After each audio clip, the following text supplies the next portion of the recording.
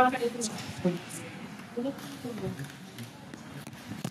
Last ক্লাসে আরম্ভ করেছিলাম ফ্রেঞ্চ রেভলিউশন পড়তে উইথ দ্য হিস্টোরিওগ্রাফি, এবং এভিডেন্টলি আমরা সবুল পড়েছিলাম, এবং তারপরে কোবানো পড়তে আরম্ভ করেছিলাম, কোবানো খানিকটা পড়েছিলাম। ও যার কথা লেখা হয়নি সেটা হচ্ছে আরেকজন আসবে এর মধ্যে।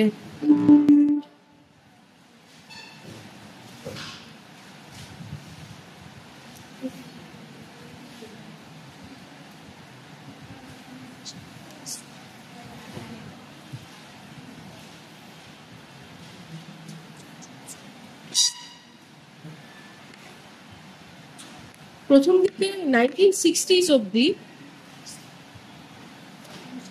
ফ্রেঞ্চ রেভলিউশন সম্বন্ধে যা ভাবনা চিন্তা সবকিছুই মার্কসিস্ট প্যারাডাইমের মধ্যে করা হচ্ছে। মার্কসিস্ট প্যারাডাইম মানে এসেনশিয়ালি ইকোনমিক প্যারাডাইম, অর্থনীতির মধ্যে দিয়ে কেন বিপ্লব হচ্ছে, মেইনলি কজেস দিক দিয়ে দেখা হচ্ছিল, কেন বিপ্লবটা হয়েছিল, সেই সময় ফ্রান্সে কেন বিপ্লব হলো, কেন অন্য জায়গায় হলো না।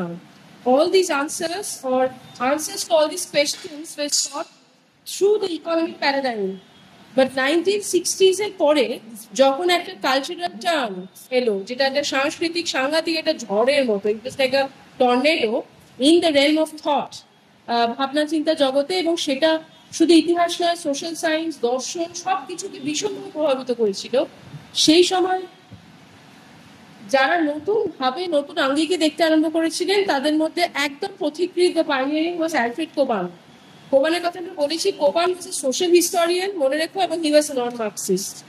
এবং সবুল অবশ্যই মার্কসিস্ট, এবং কোবানের ইচ্ছে ছিল যে সবুলের যা ভাবনা চিন্তা মার্কসিস্ট প্যারাডাইমটা ফলো করে যেসব লেখাপত্র হয়েছে ফরাসি বিপ্লব নিয়ে, তার মধ্যে সমাজ বা সামাজিক তত্ত্ব একেবারে তুলে ধরা হয়নি। সবুল কি সামিং আপ, সবুল কি বলেছিলেন আমাদের, ইফ ইউ রিমেম্বার, সবুল বলেছিলেন it is essentially a class struggle. দুটো ক্লাসের মধ্যে দ্বন্দ্ব হয়েছিল, সেই দুটি ক্লাস তারা একদিকে বুর্জোয়াজি আর একদিকে নোবেলিটি, এই দুজনের মধ্যে হয়েছিল, এবং তার থেকে বিপ্লব হলো। কারণ বুর্জোয়া ক্লাসে মনে হয়েছিল আমাদের যা যা পাওয়া উচিত সেটা পাচ্ছিল, সোজা ভাষায়। আর কোবান এসে বলেছিলেন অবশ্য করেই এটা একটি ক্লাস স্ট্রাগল, কিন্তু ক্লাস স্ট্রাগলটি বুর্জোয়ার সঙ্গে নোবেলিটির হয়নি, বরং উল্টো থার্ড এস্টেটের মধ্যেই হয়েছিল। হ্যাঁ, থার্ড এস্টেটের মধ্যে একটা দ্বন্দ্ব দেখা দিচ্ছিল, এবং সেটা পেজেন্টদের সঙ্গে বুর্জোয়া হয়েছিল। পরবর্তীকালে এখানে আমরা শেষ করেছিলাম যে কিভাবে মার্কসিস্টরা, যারা Marxist scholar writing about the French revolution, তারা চেষ্টা করেছিল, আর বেঞ্চ নেই, 1 2 3 4 5 জন লিখতে পারবে। তোর ব্যাগগুলোকে নিচে রাখো, ব্যাগ চটপট নিচে। শোনো, তো পরবর্তীকালে সবুলের ধারার অনুসরণ করে কিছু মার্কসিস্ট হিস্টোরিয়ানরা লিখতে আরম্ভ করছিলেন, দে রিয়েলাইজড যে কোবান যে ক্রিটিসিজমটা করছেন সেটা অনেক ক্ষেত্রে সত্যি। সেই ক্রিটিসিজমটা যদি ধর্তব্যের মধ্যে না আনা যায়, তাহলে they will not stay relevant at all. Marxist historians তাদের মনে হলো যে আমাদেরকে প্রাসঙ্গিক থাকতে হলে এই সমাজতত্ত্বের ব্যাপারে ঢোকাতে হবে, সমাজ হতে হবে। কিন্তু সেখানে তারা কি করলেন, তারা বললেন, যেটাও তোমাদের হয়তো মনে থাকবে, আই এম রিক্যাপিং অ্যাকচুয়ালি, বললেন হ্যাঁ পেজেন্টরা তো অবশ্যই, কিন্তু সেই পেজেন্টরা রুরাল ছিল, কিন্তু তারা হচ্ছে পার্ট অফ বুর্জোয়া, এবং বুর্জোয়াকে দুটো ভাগে ভেঙে দিলেন, একটা হচ্ছে রুরাল বুর্জোয়া আর একটা হচ্ছে আরবান বুর্জোয়া। এটা করার দরকার ছিল, বিকজ কোবান বলেছিলেন আসল লড়াইটা বা আসল দ্বন্দ্বটা পেজেন্টদের সঙ্গে বুর্জোয়া, অর্থাৎ কিনা গ্রাম এবং শহরের মধ্যে একটা দ্বন্দ্ব। ফরাসি বিপ্লব হয়ে কে কি পেল, পেজেন্টরা দেখলো আমাদের কিছু ভার তো লাঘব হলো না, তাহলে আমরা কি পেলাম, সেখান থেকে তাদের একটা বিদ্বেষ বা ঘৃণা, সেটা কিন্তু not against aristocracy but it was against bourgeois. বুর্জোয়ারা সবচেয়ে লাভবান হয়েছিল। এখানে উই হ্যাড স্টপড, আমরা আবার কোবানে ফিরে যাব। এখানে একটা কথা যেটা I start my class today with saying, কোবান in his days 1960s was known as a revisionist, সংশোধনবাদী ঐতিহাসিক বোঝাতে অ্যালফ্রেড কোবানকে বোঝানো হতো যারা ফরাসি বিপ্লব নিয়ে ভাবছেন। কিসের সংশোধন? কারণ মেইন প্যারাডাইমটা ছিল মার্কসিস্ট। কিন্তু ফরাসি বিপ্লব নিয়ে কিন্তু এখনো অন্তত ফ্রান্সে চর্চা হচ্ছে ইতিহাস মহলে। আমি একদম রিসেন্ট টাইমস অব্দি দেখাবো। রিসেন্ট টাইমস মানে ধরো 5-6 বছর আগে অব্দি দেখাতে পারবো। ম্যাক্রনের সময় আরো অনেক চ্যালেঞ্জেস আছে, ফরাসি বিপ্লব নিয়ে লেখা হচ্ছে বলে মনে হচ্ছে না আর। কিন্তু ম্যাক্রনের আগে অব্দি অবশ্য করে, মানে সার্কোজি যখন প্রেসিডেন্ট ছিল, যাকে এখন নানা রকম করাপশন চার্জে জেলে পাঠিয়েছে, সার্কোজি প্রেসিডেন্ট থাকা অব্দি কিন্তু ফরাসি বিপ্লব নিয়ে নিরন্তর গবেষণা হয়েছে। Will come to that. তো কোবান ওয়াজ আ রিভিশনিস্ট হিস্টোরিয়ান, এটা মাথায় রেখো। এবারে আর একটা থার্ড যেটা দেখতে পাচ্ছ, যেখানে দেখতে পাবে আমি লিখেছি বিয়ন্ড কোবান, মানে কোবানের ধ্যান ধারণা হলো, তারপরে ফিউরের, লেরয় লাগুরি, এদের কথা লিখেছি। আর গো ব্যাক টু দ্যাট। আগে টমাস কার্লাইনের কথা বলা দরকার। লাস্ট ক্লাসে আমি শেষ করেছিলাম, যারা ছিলে না বা ছিলে, দুটো মেন পয়েন্ট অফ ভিউ। তোমাদের কি আমি দাঁড়িয়ে পড়ানোর সুবিধা হয়? শুনতে পাবে? শুনতে না পেলে আমাকে বলবে কিন্তু। হ্যাঁ, আচ্ছা। ঠান্ডা লেগেছে, না শুনতে পাওয়াটাই স্বাভাবিক। Then I shout. যে হিস্টোরিয়ানের নাম বলেছিলাম কিন্তু আর কিচ্ছু বলিনি, তিনি হচ্ছেন টমাস কার্লাইল। হ্যাঁ, টমাস, THOMAS, যেটা তোমরা থমাস বলো, actually pronunciation Thomas. Carlyle, CARLYLE। এই টমাস কার্লাইল কোবানের ঠিক পরে পরেই লিখছেন, মানে 65-70 এরকম সময়, 1970-এর আগে, পরে নয় কিন্তু 60-এর পরে, এর মধ্যখানটাতে, 60 to 70s এর মধ্যে। উনি বলছেন, আচ্ছা আরেকজনের কথা তো লিখতেই ভুলেছি, এত কিছু হয়, একটা বোর্ড তোমাদের দরকার। লেফেভ, জর্জ লেফেভ। লেফেভের কথা লেখা হয়নি আমার, আছে সেটা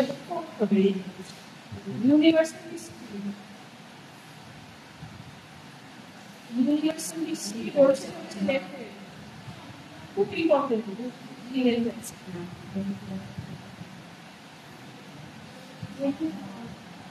থার্ডটা কিন্তু লেফেভ, ফোর্থটা কার্লাইল। মানে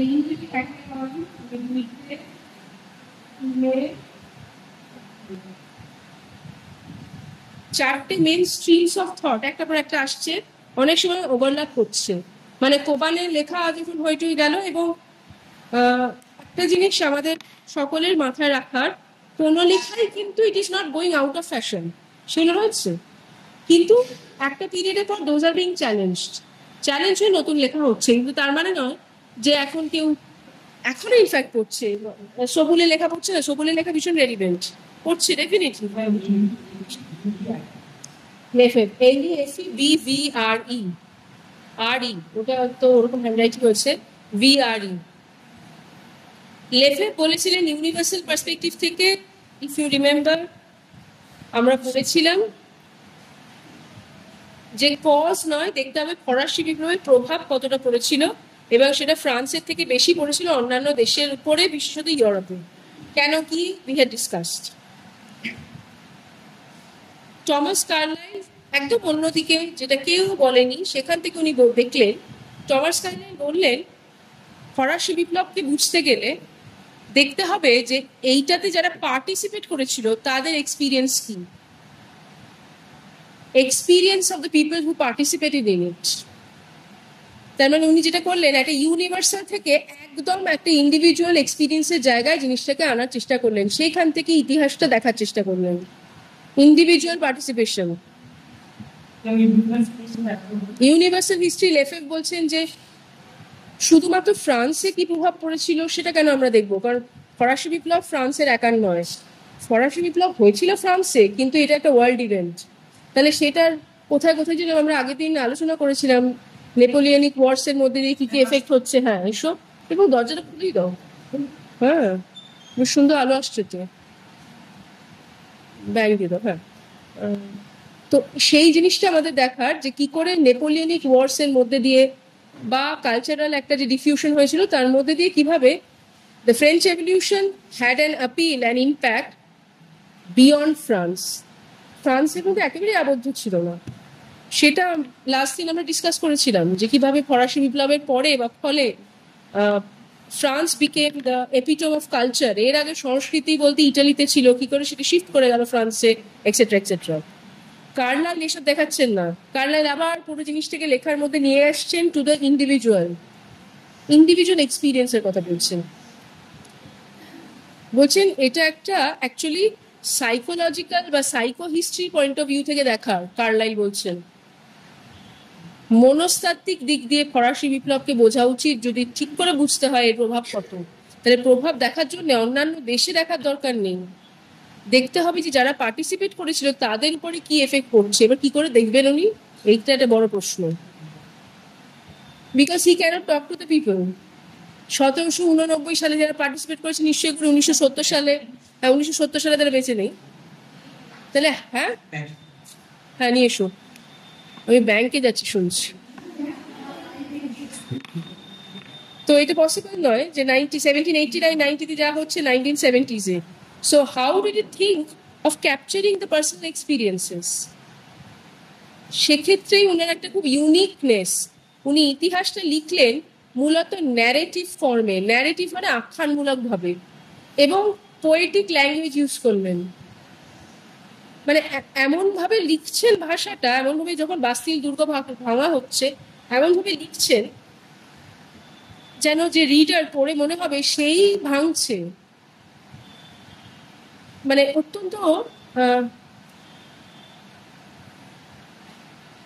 মানে অতি ব্যঞ্জনা দিয়ে, কিন্তু বাড়াবাড়ি নয়, কিন্তু এক্সাজারেশন নয়। লেখাটাই হচ্ছে অনেকটা ওরকম একটু কাব্যিক ভাবে লেখা। মানে এখন মধুসূদন দত্ত যদি লেখেন ইতিহাস, ফরাসি বিপ্লব ইতিহাস লিখতেন, হয়তো উনি ওরকম স্টাইল নিতে বলা যায় না, লিখতেন। সেটা অন্তত কার্লাইলে লেখা পড়ে মনে হচ্ছে ফ্রেঞ্চ হিস্ট্রি, যে আমার মনে হবে আমি গিয়ে ভাঙছি। তাই জন্য আমি প্রত্যেকটা সময় ফিল করছি যে এর গিলোটিনে যাওয়া উচিত বা এখানে এটা করা উচিত। So everything is very personal to me, through personal experience. আমার মনে হচ্ছে এটা আমার সঙ্গে হয়েছে, বা আমার গ্রামের সঙ্গে হয়েছে, বা আমার ট্যাক্সগুলো দিতে হচ্ছে। এরম ভাবে লেখা শক্ত অবশ্য করেই, কারণ ইতিহাস লেখার অনেক স্টাইল থাকে। একটা হচ্ছে পুরো সাইন্টিফিক ভাবে লেখা, এবং আর একটা হচ্ছে পোয়েটিক ভাবে লেখা। হি রিজর্টেড টু দ্য ফার্স্ট, পোয়েট্রির মতো করে, বা কাব্যে, পোয়েট্রি মানে এমনি কবিতা না, কাব্যের মতো করে লিখেছেন, মহাকাব্যের মতো করে লেখা ওনার ইতিহাস। সেটা ডিসমিস করা যায় না একটাই কারণে, টমাস কাইলানের কন্ট্রিবিউশন। বিকজ এখানে যা পাত্র পাত্রী যাদেরকে এনেছেন দে ওয়ার অল রিয়েল, সত্যি। উনি গল্প বানাননি, কাব্যিকভাবে লিখতে পারেন। কিন্তু যেমন ধরো একজন কাউন্টের কথা লিখছেন, কাউন্টের নাম হচ্ছে কাউন্ট মিরাবু, MIRABEAU, মিরাবু। এই কাউন্ট মিরাবু যখন থেকে রেভলিউশনটা আস্তে আস্তে ভীষণভাবে ভায়োলেন্ট হতে আরম্ভ করলো, মানে ভায়োলেন্ট মানে স্পন্টেনিয়াস রেভলিউশন, তো কোনো ইয়ে নেই, যে যা পাচ্ছে ভাঙছে ছুটছে, ভায়োলেন্স মানে ওকে মারছে।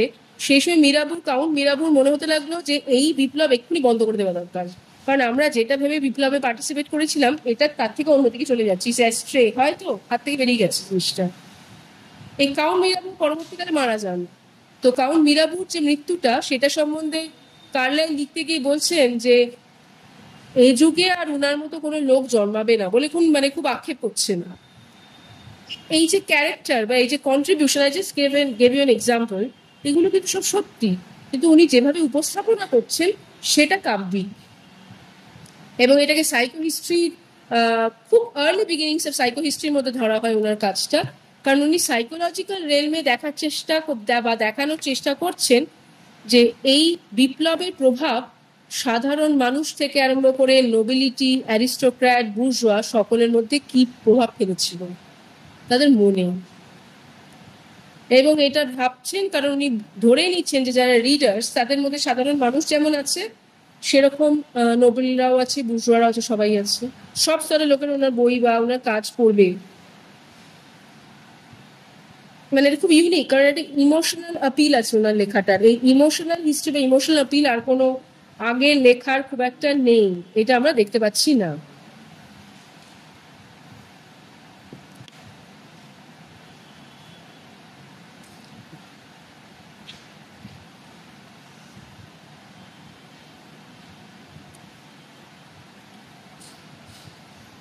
তাহলে আমরা মোটামুটি ধরো 4টে বলেছি, এবার আমি আবার ফিরে যাবো সেকেন্ডটাতে।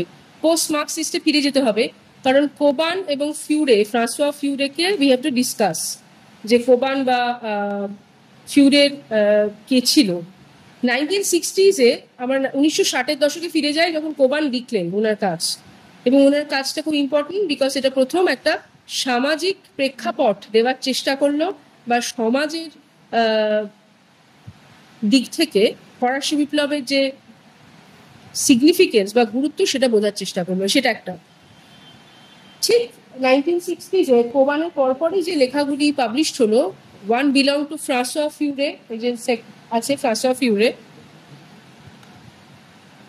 এবং আরেকজনের কথা আমি লিখিনি, ও জায়গা নেই, তিনি হচ্ছেন Denis Richet, DENIS Denis, Richet RICHET, রিশেট।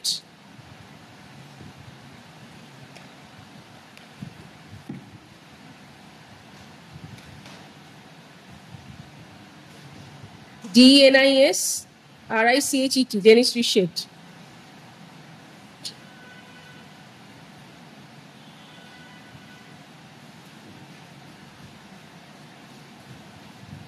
ফিউরের কন্ট্রিবিউশন খুব ইম্পর্টেন্ট। ফ্রাঁসোয়া ফিউরে মোটামুটি যা বলেছেন রিশেটও তাই বলেছেন, তাই আলাদা করে রিশেটের আমরা বলছি না, কিন্তু ফিউরেটা উই হ্যাভ টু মেনশন। এবং ফ্রাঁসোয়া ফিউরের বইটার নাম হচ্ছে interpreting the French revolution, interpreting the French revolution.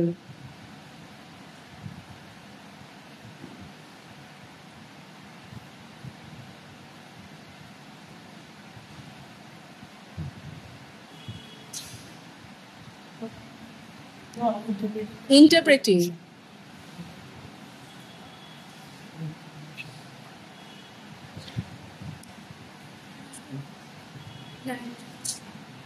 করেছিল, ক্লাস ছিল তো, আগে বেরিয়ে আসা উচিত ছিল বছর পর। ফিউরে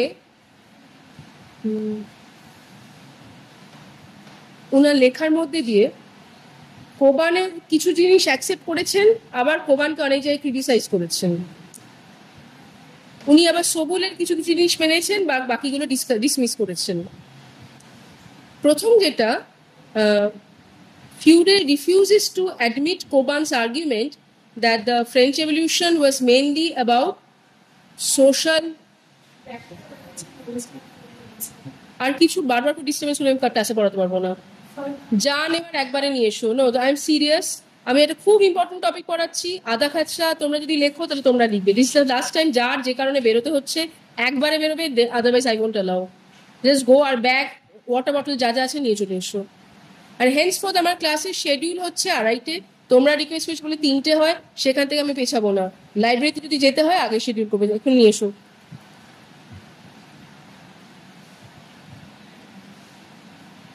যেটা ফ্রাঁসোয়া ফিউরে ক্রিটিসাইজ করছেন, যে কোবানের যে টেকটা, যে কোবান যেটা বলছেন যে it is the revolution was mainly about social cleavage এবং সোশ্যাল একটা ইন্টারপ্রিটেশন দিচ্ছেন অ্যাবাউট দ্য ক্লাস। উনি বলছেন না, শুধু সমাজ বা অর্থনীতির দিক দিয়ে দেখলে হবে না, এই বিপ্লবের মধ্যে দিয়ে অবশ্য করেই কে ক্ষমতায় আসবে সেটার একটা লড়াই ছিল। অর্থাৎ পলিটিক্যাল ডাইমেনশনটার কথা ফিউরে বলছেন। He is talking about the political dimension of the revolution, যেটা নিয়ে কিন্তু আলাদা করে কোবান বা সবুল কথা বলেননি।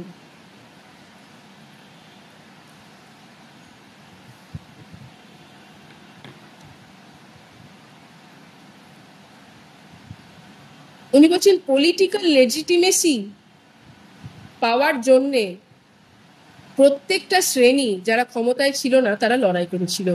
পলিটিক্যাল লেজিটিমেসি, পলিটিক্যাল ক্ষমতা, পলিটিক্যাল লেজিটিমেসি মানে হচ্ছে ভোটিং রাইটসও তখন কারোরই নেই, কিন্তু আমরা একটা ক্লাস হিসেবে রেকগনাইজ হবা, এই ল্যান্ডটা আমাদের, বা আমাদের এই ট্যাক্স দেবো কি দেবো না সেই সিদ্ধান্ত আমরা নিতে পারি। ধরো থার্ড এস্টেটের কোনো রাইটই ছিল না। থার্ড এস্টেটের মধ্যে বুর্জোয়ারা চেষ্টা করলে, হ্যাঁ চেষ্টা করলে করতে পারতো, বাকিরা করতে পারতো না। এবার এই পলিটিক্যাল, তাহলে ফিউরের প্রথম অবদান বা কন্ট্রিবিউশন হচ্ছে উনি পলিটিক্যাল অ্যাম্বিশন বা পলিটিক্যাল ডাইমেনশনের কথা বলছেন। Secondly, ফিউরে talks about two revolutions that took place in 1789. Not one French revolution, two revolutions. একটা definitely was the bourgeois revolution, as Sobul has pointed out. Sobul in fact ফরাসি বিপ্লবকেই bourgeois revolution বলছেন পুরোটাকেই। কিন্তু ফিউরে যেটা বলছেন, যেটা সবুল বা কোবান কেউই বলেননি, উনি বলছেন একটা ছিল বুর্জোয়া রেভলিউশন আর একটা ছিল পেজেন্ট revolution. They were not the same. The Farashi Biplab actually was constituted of two revolutions, Duto Biplab. It consisted of two revolutions. One was a bourgeois revolution, যেখানে অবশ্য করে বুর্জোয়ারা তাদের যে কেন ট্যাক্স দিতে হবে, তাদের সুবিধা নেই কেন করে তাদের একটা আক্রোশ বা তাদের grievance against the feudal aristocrat সেটা ছিল। সেই জায়গা থেকে তারা বুর্জোয়া রেভলিউশন সেটা ছিল। কিন্তু অন্যদিক থেকে ডেফিনেটলি পেজেন্টরা যারা বলছিল আমরা কেন, আমাদের অবস্থা ভালো হচ্ছে না, আমরা কেন ফেডারেল ডিউস দেবো করে বুর্জোয়ার এগেন্স্ট আক্রোশটা, সেই জিনিসটাও নিতে হবে। তাহলে two revolutions went hand in hand or went parallel to each other. এবং যেটা ফিউরে বলবেন যে কিছু কিছু সময় দেখা যায় বুর্জোয়া রেভলিউশন প্রেজেন্ট রেভলিউশনটাকে মধ্যে নিয়ে নিয়েছিল, মানে এটা অ্যাপ্রোপ্রিয়েটেড দ্য রেভলিউশন, প্রেজেন্ট রেভলিউশনকে অ্যাপ্রোপ্রিয়েট করে নিয়েছিল কিছু কিছু সময়। মানে দুটি ইটস লাইক দুটো চেহারাকে বা দুটো বিপ্লবকে সবসময় যে আলাদাভাবে বোঝা যায় তা নয়। অনেক সময় মনে হয় দেখে আপাত দৃষ্টিতে বুর্জোয়া রেভলিউশনটাই হচ্ছে, কিন্তু তার মধ্যে পেজেন্ট রেভলিউশন আছে।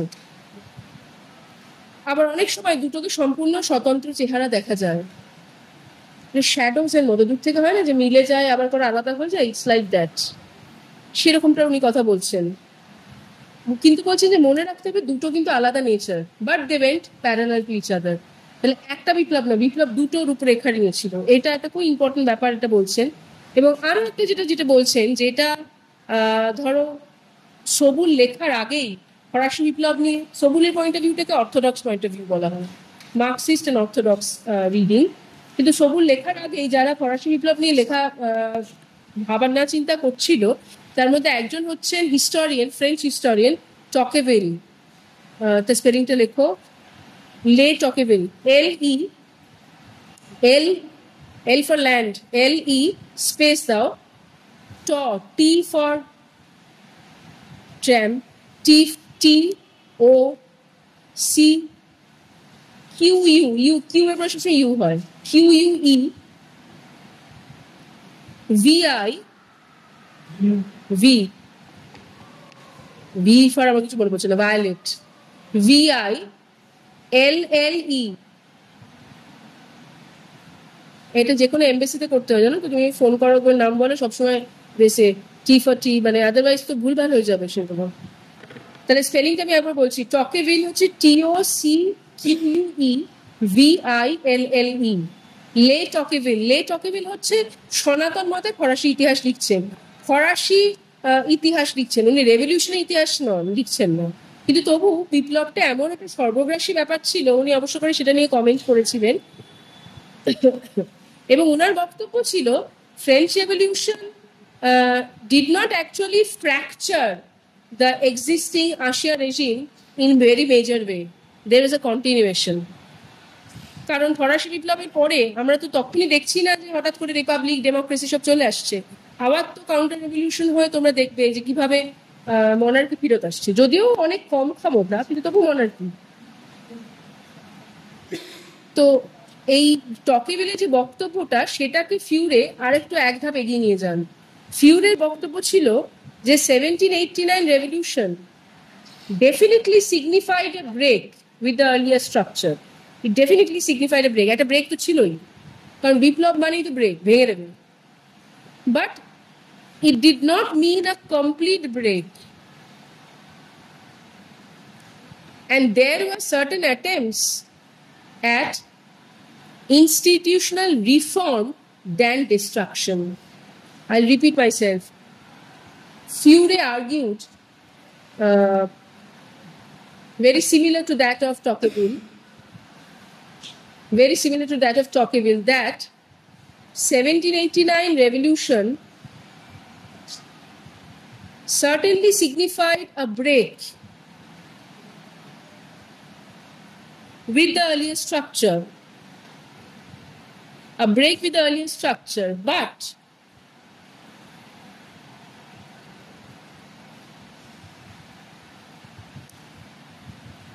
it did not mean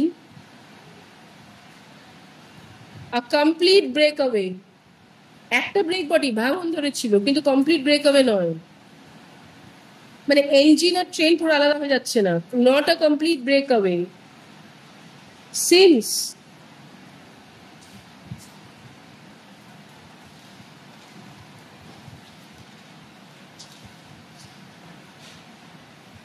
After the revolution, efforts were seen. After the revolution, efforts were seen at institutional reform than institutional destruction. Efforts were seen at institutional reform rather than institutional destruction. Efforts were seen at institutional reform or for institutional reform than institutional destruction. মানেটা কি? মানে আমায় যদি ভেঙে দিতে হতো তাহলে আগে সবকিছু ভেঙে গুড়িয়ে দিতাম, সেটা সব ক্ষেত্রে দেখা যাচ্ছে না। ইনস্টিটিউশনস মানে নোবেলিটিকে উঠিয়ে দিতাম, অ্যারিস্টোক্রেসি যে ওটাকে উঠিয়ে দিতাম, দরকারই নেই থাকার। মানে মাথা আছে বলে মাথা ব্যথা, মাথাটাই কেটে দাও। এখানে কিন্তু মাথা কাটা হচ্ছে না, রিফর্ম করার দিকে একটা মন দেওয়া হচ্ছে। সেখানে কমপ্লিট ব্রেকআপে বলা হচ্ছে না, যেটা টকিয়েভিল বলছিলেন কিছু কিছু ক্ষেত্রে কন্টিনিউইটি, হয়তো সেটা বলা যেতে পারে কিছু কিছু ক্ষেত্রে কন্টিনিউইটি, স্পেশালি ইনস্টিটিউশনসের ক্ষেত্রে। মানে নোবেলিটিটা থাকছে, অবশ্য করে নোবেলিটির আগে যা যা প্রিভিলেজ ছিল এগুলো কিছু থাকছে না, কিন্তু নোবেলিটি পার্সে ক্লাস থেকে উঠিতে হচ্ছে না। বুঝতে পারছো কি বলছি? এমন যদি হতো যে সাংঘাতিক ভয়ানক বিপ্লব যে সব ভেঙে চুড়ে দিচ্ছে, তাহলে পুরো শেষ করে দিল হয়তো, যেটা হয়েছিল রাশিয়াতে 1917-এ। তারা পুরো একদম মানে জার ডাম ভেঙে দিল, মানে আর থাকলোই না, কোনো মানে কেউ নেই, রাজাই নেই। সেই জিনিসটা কিন্তু হয়নি। সো একটা কোথাও একটা হিন্ট অফ কন্টিনিউইটি থেকে গেছিল।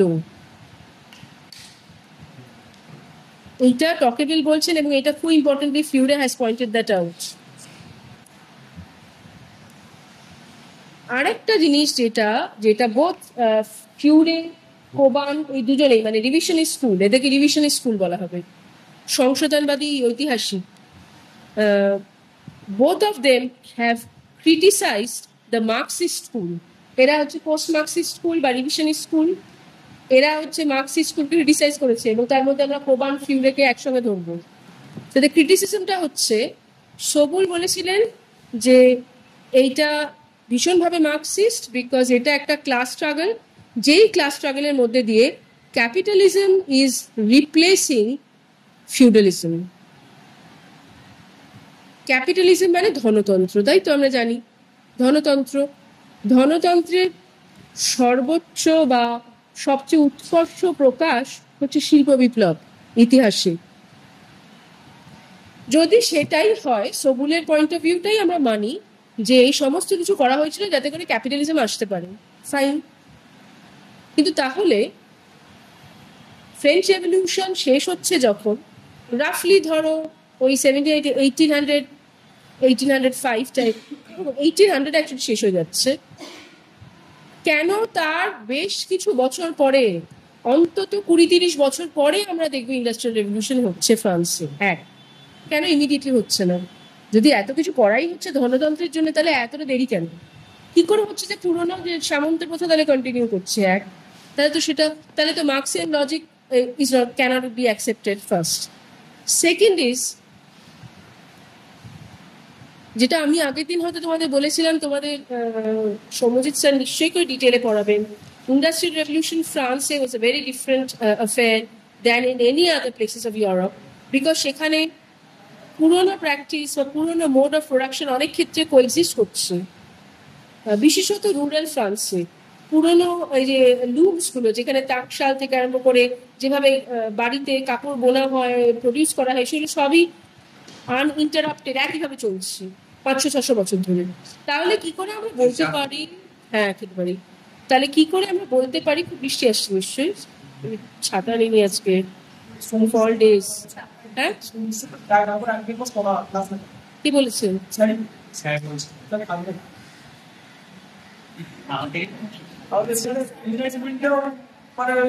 ওনার ক্লাস কবে? সিলেবাস শেষ হবে না? বুধবারের ক্লাসটা কবে? বুধবার তো আমি নেবো, তাহলে আমার ক্লাসটা কখন? সকালে আমি আসতে পারছি না।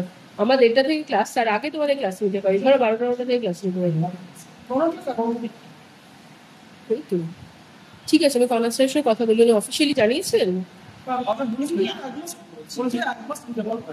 ক্লাস কবে নিয়েছেন? ঠিক আছে, আগে দেখি উনি নিশ্চয়ই ডিপার্টমেন্টকে জানাবেন। তো কনাদের সঙ্গে কথা বলে নিয়ে সেরকম মনে হতে থাকে তোমাদের সেই লাস্ট মোমেন্টে গিয়ে তারপরে কিছু মাথায় ঢুকবে না, কারণ করা যাবে না, এটা কন্টিনিউটিতে পড়াতে হবে। এনিওয়ে চাকরি ভালো করেছো, কনাদের সঙ্গে কথা বলবো। ইন্ডাস্ট্রিয়াল রেভলিউশন, যাই হোক, ইন্ডাস্ট্রিয়াল রেভলিউশন কনটেক্সটে বলি, তাহলে ইন্ডাস্ট্রিয়াল রেভলিউশন ফ্রান্সে কিন্তু was a coexistence of the old and the new. হ্যাঁ, তাহলে কখনোই তো সেভাবে বিপ্লব বা বৈপ্লবিক চেঞ্জের মধ্যে দিয়ে ক্যাপিটালিজম ফ্রান্সে আসেনি। তাহলে আমরা কি করে মার্কসিয়ান পয়েন্ট অফ ভিউ যে ক্যাপিটালিজম ভার্সেস ফিউডালিজম হলো এবং ক্যাপিটালিজম জয়ী হলো এই বিপ্লবের মধ্যে দিয়ে, এই ভার্সনটা মানবো? মানা মুশকিল। তোমরা কি বুঝতে পারছো কি বলছি? This is the criticism. What is the criticism? বুঝতে পারলে না? ফ্রান্সের শিল্প বিপ্লব তো অবশ্যই হয়েছিল, কিন্তু ফ্রান্সের শিল্প বিপ্লব ফরাসি বিপ্লবের বেশ অনেক বছর পরে হয়েছিল। শিল্প বিপ্লবকে যদি আমরা ধরে নিই, it is the finest or the greatest manifestation of capitalism, তাহলে কি করে হয়, যেটা সবুল বা মার্কসিস্ট হিস্টোরিয়ানরা অফ ফ্রেঞ্চ রেভলিউশন আর্গিউ করেছিলেন যে ক্যাপিটালিজমকে আনার জন্যই এই বিপ্লবটা হচ্ছে, যদি সেটা মেনে নিই তাহলে বিপ্লবটা এসে গেল, তাহলে কি করে হয় যে এতদিন পরে ক্যাপিটালিজম আসছে? তাহলে এর মধ্যেগুলো কি হলো? এরকম তো হতে পারে না। তুমি একটা জিনিস আনতে চাইছো, তখনই আনবে, আগের স্ট্রাকচার ভেঙে গিয়ে পরের স্ট্রাকচারে তখনই আসবে। তাহলে তার মানে হচ্ছে এই যে দ্বন্দ্বটা ক্যাপিটালিজম ভার্সেস ফিউডালিজম, এইভাবে যে দেখাটা ফরাসি বিপ্লবকে, এটা পুরোটা সঠিক নয়, এইটাকে কোয়েশ্চেন করছেন কোবান এবং রিভিশনিস্ট হিস্টোরিয়ানরা। বলছেন অবশ্য করেই ক্যাপিটালিস্টিক মানে ক্যাপিটালিজমের দিকে এগোবে ফ্রান্স, কিন্তু নট রেডিলি, তখনই নয়। এবং এই capitalism full grown, full fledged exclusive capitalism of the western world নয়। ধরো আমেরিকাতে যে ব্র্যান্ড অফ ক্যাপিটালিজম, সেটা ফ্রান্সে কোনোদিন আসেনি, সেটা অবশ্য ফ্রান্স কনসিয়াসলি নেয়নি। ধরো একটা এক্সাম্পল দিলে কিছুটা হয়তো ক্লিয়ার হবে। ফোর্ডিজম বলে একটা ব্যাপার আছে, ফোর্ডিজম, যেখানে ফোর্ড গাড়ি তৈরি হয়। ফোর্ড গাড়ি তুমি জানো? ফোর্ডে খুব ফোর্ড, হ্যাঁ। এবার ফোর্ডিজম সেখান থেকে মানে যেভাবে গাড়িগুলো, অর্থাৎ কি না, যেটাকে জাপানিজ টেকনোলজি বলা হয়, মানে সব একরকম, মানে ফোর্ডের ইয়েতে যদি দেখো, ধরো 100টা গাড়ি একই রকম টেকনোলজিতে একইভাবে, কোনো খুঁত পাবে না। আমাকে যদি কোনটা তুমি নেবে, আমি চিনতে পারবো না যে এটা সবই এক। অর্থাৎ standardisation of skill and technology, মানে দারুণ ব্যাপার, মানে সবকিছু একরকম, কোনো বৈষম্য নেই। But that is something which France hates. ফ্রান্সের হচ্ছে মানে সাংঘাতিক, মানে স্ট্যান্ডার্ডাইজেশন অফ এনিথিং তাদের মনে হয় ভীষণ ডিপলি নন কালচারাল, মানে এই আবার কেমন, মানে সব আবার একরকম, এইটা তারা পছন্দ করে না। বিকজ ফ্রান্স চিরকালই হচ্ছে মানে ক্রিয়েটিভ, তো ফ্রান্স ইটালি কোনো জায়গায় খুব একটা পছন্দ করে না, যেই কারণে দু জায়গাতেই খুব যে ডেভেলপমেন্ট হয়েছিল শিল্প বিপ্লবের ফলে তা হয়নি। ইটালিতে তো হয়নি, ইটালিতে অনেক দৈন্য, মানে ইটালি খুব একটা ধনী দেশ নয়, ফ্রান্সের অবস্থা ভালো নয়, কারণ তারা সবসময়তেই ওই যে ঠিক আছে, মানে তোমরা সবাই নীল পোশাক পরেছো বলে আমার করতে হবে কেন, আমি লাল করবো, মানে আমি আমার মতো। এবং ফ্রান্স হেটস বিং স্ট্যান্ডার্ডাইজড, যে এবং আমেরিকা বা ক্যাপিটালিস্ট যারা মনে করে তাদেরকে ফ্রান্স খুব নিচু চোখে দেখে ইনফর্মালি। এই জায়গাটা ফরাসি বিপ্লবের অনেক আগে থেকে ফ্রান্সে রয়েছে, এই একটা জিনিস, মানে বলতে পারো একটু অবশ্য করে কালচারাল এলিটিজম, কিন্তু তারা মনে করে সংস্কৃতিটাই আমাদের সব, ইকোনমিটা নয়। টাকা রোজগার তো সবাই করতে পারে, এখন একজন কন্ট্রাক্টরও গিয়ে বলতে পারে যে আমি রবীন্দ্র সদন কিনে নেবো, তারপর কি করবো সেখানে জানে না। আমার টাকারও দরকার নেই, কিন্তু আমি জানি আমি রবীন্দ্র সদন গিয়ে কি করবো। ইটস লাইক দ্যাট, মানে culture can be bought with money, এটা হচ্ছে তোদের পয়েন্ট। তাহলে সেখান থেকে আমরা দেখতে গেলে কোথাও একটা ফ্রান্স নিজের থেকেও কিন্তু এই স্ট্যান্ডার্ডাইজ মডেলে পড়তে চায়নি। এটাও হচ্ছে রিভিশনিস্ট হিস্টোরিয়ানদের পয়েন্ট অফ ভিউ, যে এই যে বারবার বলছে না যে ক্যাপিটালিজম চলে এলো, তারা আরেকটা বক্তব্য হচ্ছে বিপ্লবীরা কি সত্যি করে ফুল ফ্লেজেড ক্যাপিটালিজম আনতে চেয়েছিল? তারা হয়তো আগেরটা যা যা মানে ত্রুটি এবং যা যা যেখানে ব্যভিচার হচ্ছিল সেগুলো ভাঙতে চেয়েছিল অবশ্য করেই, কিন্তু তার মানে নয় যে তার পরিবর্তে তারা একটা পুরো ক্যাপিটালিস্টিক মডেলের মধ্যে ফ্রান্সকে ঢুকিয়ে দিতে চেয়েছিল, সেটা হয়তো নয়। বুঝতে পারছি যে টোটাল ডিসরাপশন এটা নয়, এটার জায়গায় এটা বসিয়ে দিলাম, এই জিনিসটাকে তারা কোয়েশ্চেন করছে। তারা বলছে মার্কসিস্ট যেটা মডেলটা, সেই মার্কসিস্ট মডেলটা ফরাসি বিপ্লবের ক্ষেত্রে পুরোপুরি খাটে না, বিকজ ফ্রান্স চিরকাল নিজের যে ওয়েজ মানে না অন্যভাবে চলতে চেয়েছে। ফ্রান্স হচ্ছে এটিপিক্যাল ভাবে চলতে চেয়েছে।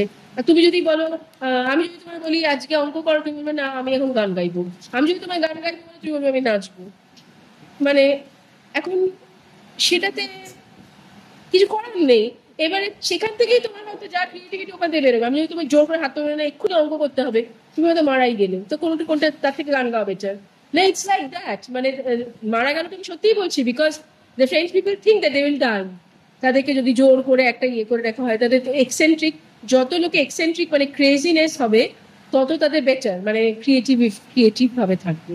ওরা অনেকেই তো এক জায়গায় থাকেও না, বাড়িতে ঘুরে ঘুরে বাড়ি বিক্রি করে দেয়, ভালো লাগছে না, অন্য জায়গায় ক্যাম্প ট্যাম্পে থাকে, অন্য জায়গায় মানে সেটেল লাইফ বড্ড ইয়ে করে, ভয় করে ওদের। হচ্ছে আমরা আবার সব বোরিং হয়ে যাচ্ছি, না জানাবেন না, আমরা বোরিং হয়ে যাচ্ছি, মানে রোজ এক জিনিস।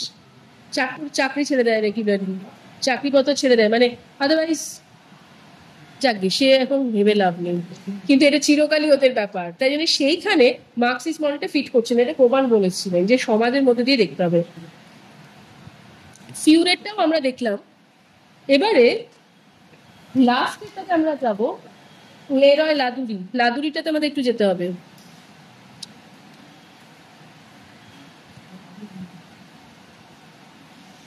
লাদুরি হচ্ছেন লে রয় লাদুরি, দেখো লেখা আছে, উনি হচ্ছেন অ্যানাল হিস্টোরিয়ান। লাদুরি ব্রদেনের সঙ্গে একসঙ্গে মিলে Annales school of history establish করেছিলেন। সেকেন্ড জেনারেশন অফ অ্যানাল হিস্টোরিয়ান। আসলে ভীষণ বৃষ্টি আসছে আজকে, আমি ছাতা আনলাম না। হ্যাঁ সব আমি জানতাম, কিন্তু জেনেও আমি ছাতাটা আনছি। একদম ভারী ব্যাগ, ব্যাস তবে এর পরীক্ষার খাতা আছে, তোমাদের নয়, দুঃখ পেও না, তোমাদের পরীক্ষার খাতা নয়, তোমাদের পরীক্ষার খাতা দেয়নি আমাদের। আচ্ছা, লেরয় লাদুরি যিনি অ্যানাল হিস্টোরিয়ান, তিনি মনস্তত্ত্বের দিক দিয়ে বা সোসাইটি আর মেন্টালিটি এই দুটো পয়েন্ট অফ ভিউ থেকে ফরাসি বিপ্লবকে বোঝানোর চেষ্টা করলেন। মনস্তত্ত্ব নয়, মানুষের মনের দিক দিয়ে। মনস্তত্ত্ব নয়, মানুষের মন, সমাজ আর মানুষের মন। মনস্তত্ত্ব নয়, কিন্তু ভুল বলেছি আমি। সাইকো হিস্ট্রি নয়, হিস্ট্রি অফ মেন্টালিটি, মানুষের মন, মানুষের ভালো লাগা মন্দ লাগা এই জায়গা থেকে।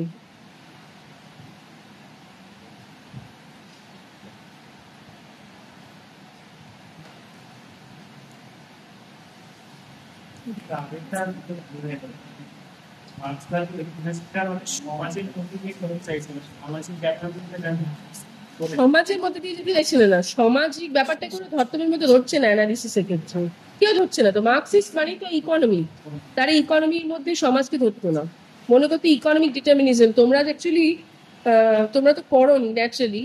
মার্কস যদি মার্কসিজম পড়ো তাহলে ক্লিয়ার হয়ে যাবে। মার্কসিজমে হচ্ছে বেস অ্যান্ড সুপারস্ট্রাকচার, মানে হচ্ছে পিরামিড। পিরামিডটার বেসে হচ্ছে অর্থনীতি। হ্যাঁ বেস, এই যে অর্থনীতি, তাহলেই তো মাথায় থাকবে বেস। এটা যে সুপারস্ট্রাকচারটা, it is standing on the base. তার উপরে এদিকে সোসাইটি আছে, এদিকে পলিটিক্স আছে, এদিকে কালচার আছে। কালচারকে উনি খুব একটা মানেননি, কিন্তু সেসব ছেড়ে দাও, অর্থনীতিটা মেন। তাহলে এখানে তাই ইকোনমিক ডিটারমিনিজম যে কারণে বলা হয়, অর্থনৈতিক নির্ধারণবাদ, মার্কসিজম এগেইনস্ট ক্রিটিসিজম, সবকিছুকে ওরা অর্থনীতিতে ঢুকে নিয়ে চলে আসে, রিডিউস করো। লাদুরি যখন লিখতে বসলেন, লাদুরির ক্রিটিসিজম বা কমেন্টারিজ বলা উচিত on French revolution important.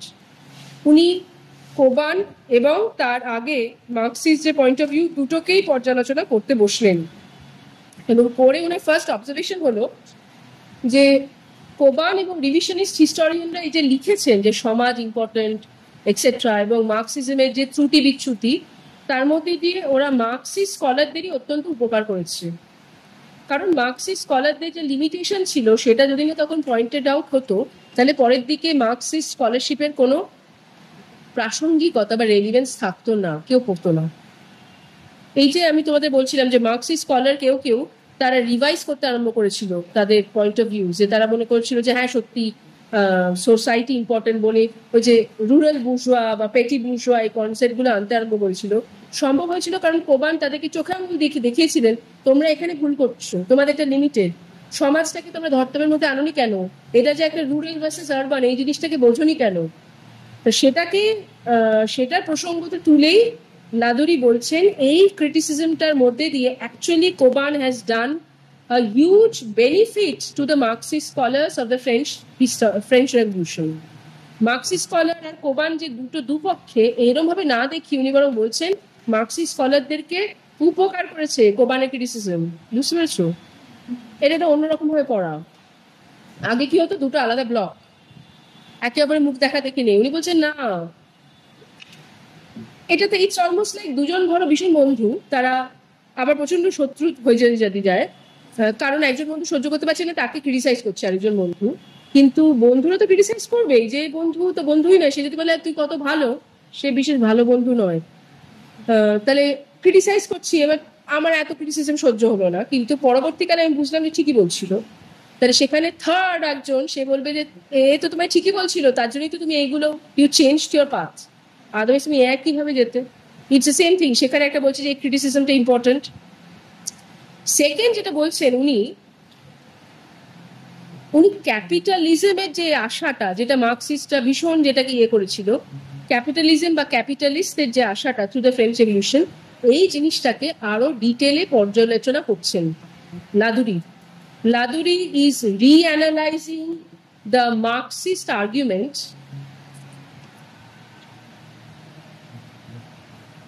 That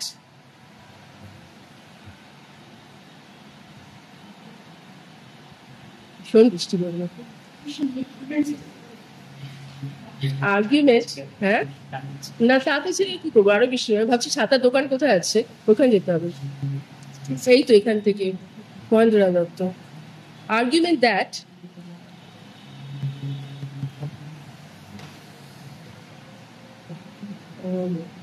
bourgeois লাদুরি না is reanalyzing the Marxist argument. আর্গুড নয়, উনি রিঅ্যানালাইজ করছেন।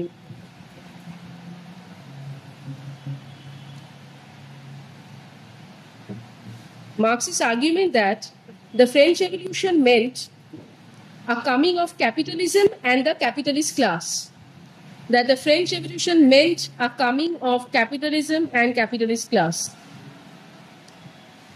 এই যে মার্কসিস্ট একটা ভার্সন ছিল, এটাকে উনি রিঅ্যানালাইজ করছেন, করে যেটা বলছেন coming of capitalism and capitalist class. গণতন্ত্র তো এমনি আসতে পারে না, গণতান্ত্রিক একটা শ্রেণী না আসতে হবে তো।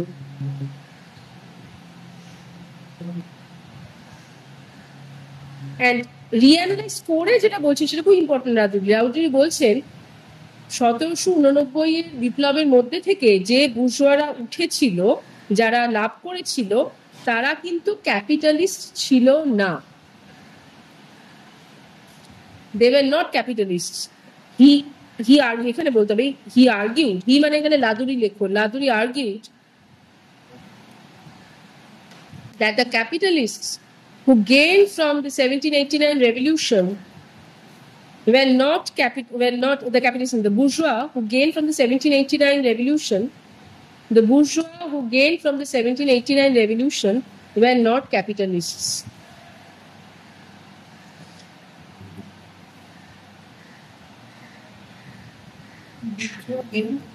Bourgeois who gained from the 1789 revolution were not capitalists.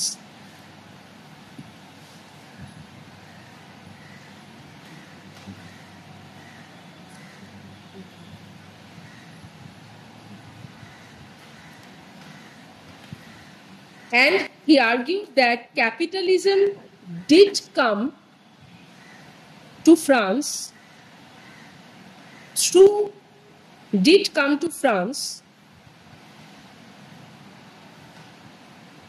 through some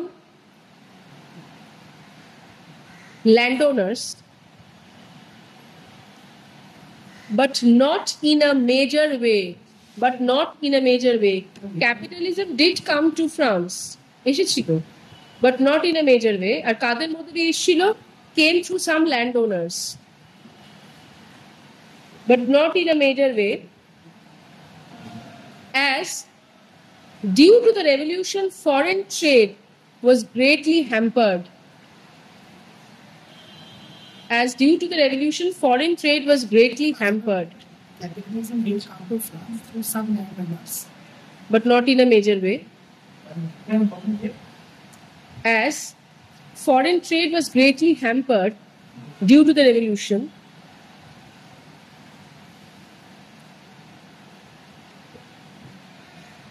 That led to financial loss of the bourgeois class. That led to financial loss of the bourgeois class. মনে রাখতে হবে বুর্জোয়া অনেকেই হচ্ছে ব্যবসায় ছিল। তাহলে যদি বিদেশের সঙ্গে যে বাণিজ্য সেটা নাই হয়, কারণ বিপ্লব হচ্ছে, বিপ্লবের মতো বাণিজ্য কি করে হবে? তাহলে তো তাদের টাকা থাকবে না।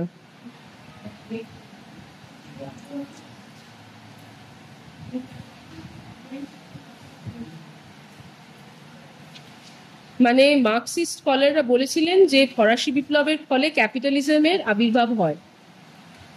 উনি বলছেন ক্যাপিটালিজম, এখানে লাদুরি বলছেন ক্যাপিটালিজম আসতে পারে না যদি না ক্যাপিটালিস্ট ক্লাস একটা আসে, নাহলে কি করে হবে, কে আনবে?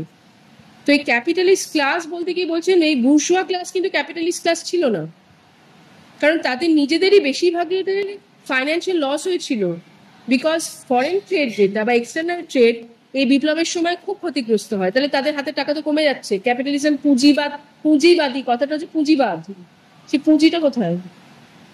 তাহলে ক্যাপিটালিস্ট বলতে গেলে যদি কিছু অংশে বলো, তাহলে কিছু কিছু ল্যান্ড ওনার্স যারা এই বিপ্লব থেকে লাভ করেছিল, বাট নট দ্য বুর্জোয়া পার সে। তাহলে এই যে কামিং অফ ক্যাপিটালিজম হয়েছিল, কিন্তু এটা ফ্র্যাকচার্ড ওয়ে, এবং সেটা মানে মেজর স্কেলে হয়নি। একটা মেজর যে সামন্ত প্রথা চলে গেল, ধনতন্ত্র এসে গেল, এই যে একটা অদ্ভুত একটা সিস্টেমিক চেঞ্জ, এরকম কিন্তু হয়নি। এখানে লেখো full stop. So here লাদুরি is arguing against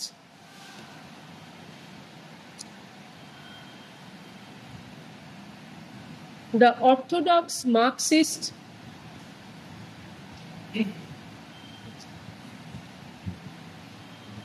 reading of the French Revolution, orthodox Marxist reading of the French Revolution, that there was orthodox Marxist reading of the French Revolution, that there was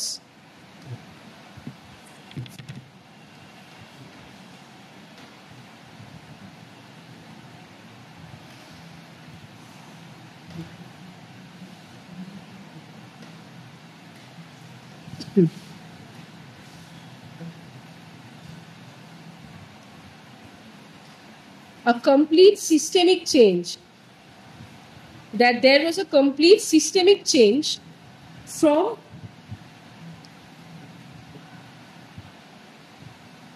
feudalism to capitalism in France after 1789. In France after 1789, systemic change কি বলেছে বলতো, from feudalism to capitalism in France after 1789.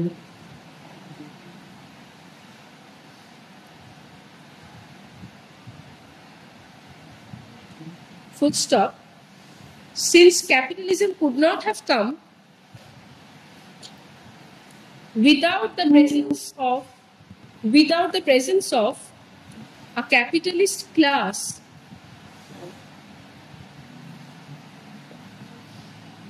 since capitalism could not have come without the presence of capitalist class,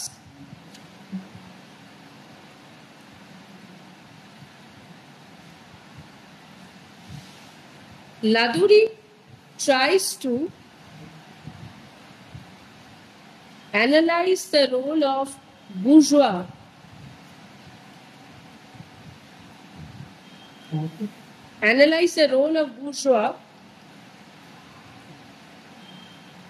analyze the role of bourgeois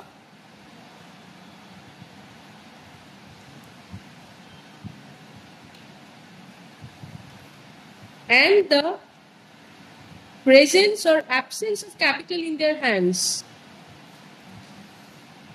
Bourgeois.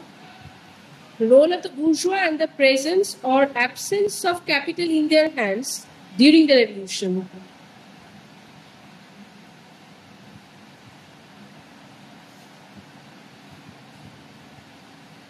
মানে ক্রিটিসিজমটা একটু বুঝতে হবে কিন্তু তোমাদের কি বললাম বলো তো?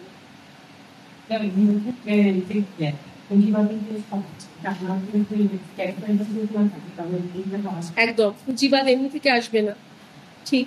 এবার পুঁজিবাদী সমাজ কেনার জন্যই যারা ক্যাপিটালিস্ট সেই ক্লাসটা কারা, চিরাচরিত ভাবে মার্কসিস্টের সমানে বলে এসেছে সেটা বুর্জোয়া এটা বুর্জোয়া। হ্যাঁ, উনি দেখাচ্ছেন বুর্জোয়াদের বেশিরভাগই হাতে তখন পুঁজি ছিল না, because foreign trade greatly hamper. বিপ্লব হলে কি করে হবে? অনিশ্চয়তা, কে আসতো? তাহলে তার মধ্যে তাদের হাতে পুঁজি নেই। তাহলে বলছেন যে সেখানে তাহলে কিন্তু উল্টো দিক থেকে can be argue, counter argue that there was no coming of capitalism, সেটাও কিন্তু বলছেন না।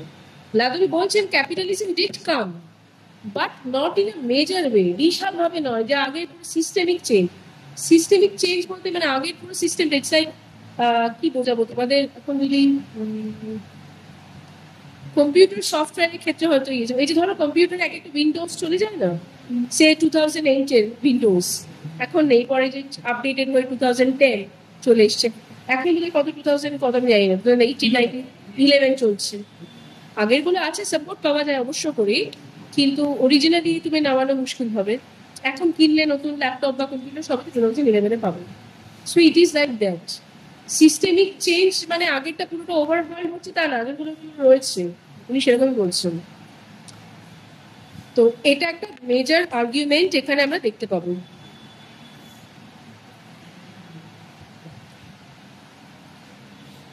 আচ্ছা,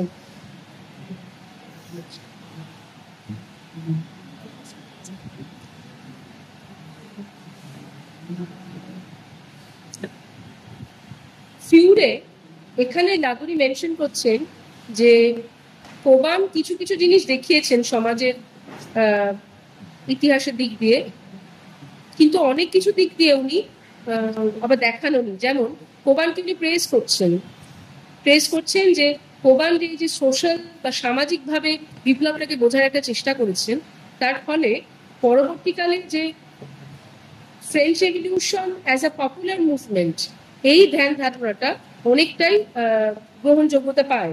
ঠিক, সেটা ঠিক কথা, মানে এটা যে একটা পপুলার মুভমেন্ট, সাধারণ লোকের যেটা রোল ছিল, ঠিক কথা। বাট এই পেজেন্টদের ছাড়া ওনার মেইন কনসেন্ট্রেশন ছিল পেজেন্টস, চাষিদের দেখিয়েছেন। এবং লেফেবের কথাতে উনি বলছেন, লেফেবের যখন দেখাচ্ছেন, লেফেবের কনসেন্ট্রেশন কিন্তু on the role of the peasants.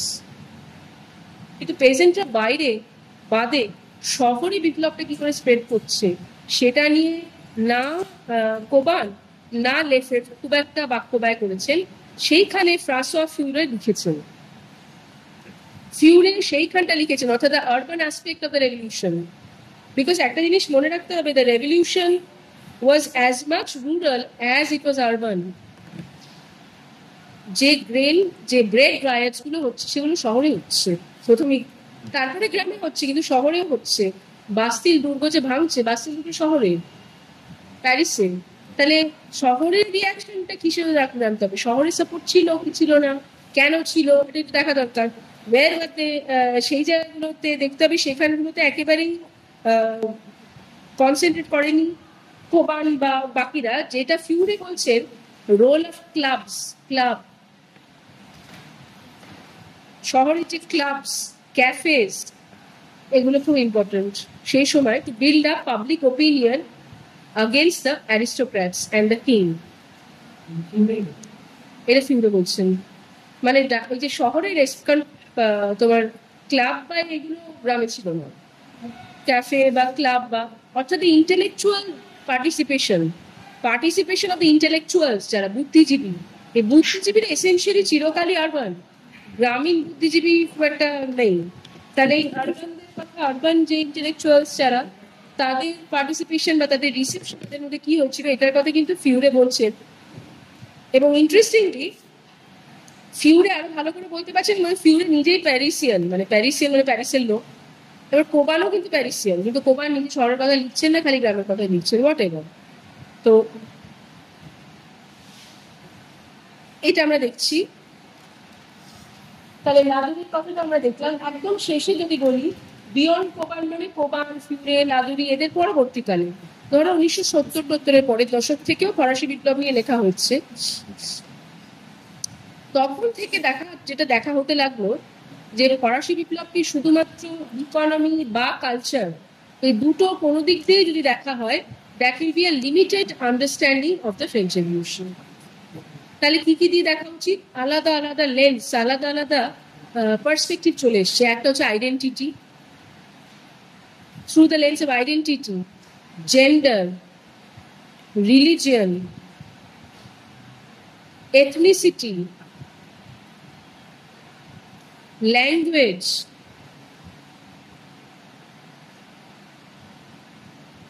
এবং মাইক্রো হিস্ট্রি বলে একটি আলাদা, যেটা তুমি জানো কি, it is very fascinating micro history. সেটার ওয়ান অফ দ্য মেইন প্রপোনেন্টস হচ্ছে কার্লোস গিন্সবার্গ। সেটা বইটা পেলে ডিফিকাল্ট টু গেট। সেটা বইটা ওনার যেটা খুব বিখ্যাত বই, যেটা মাইক্রো হিস্ট্রি দিয়ে শুরু হয়েছিল, আমি জাস্ট মেনশন করছি, এটার সঙ্গে সম্পর্কিত নয়, বাট তোমাদের জানা উচিত। The cheese and the worms, এটা কার্লোস গিন্সবার্গ, GINZBURG। উনি নিজে কিউবার। ওনার হাত ধরে এই মাইক্রো হিস্ট্রি মানে রিজিওনাল হিস্ট্রি থেকেও সূক্ষ্ম, মানে একদম মানে মাইক্রোস্কোপের তলায় ফেলা যায় সেটার ইতিহাস ধরে।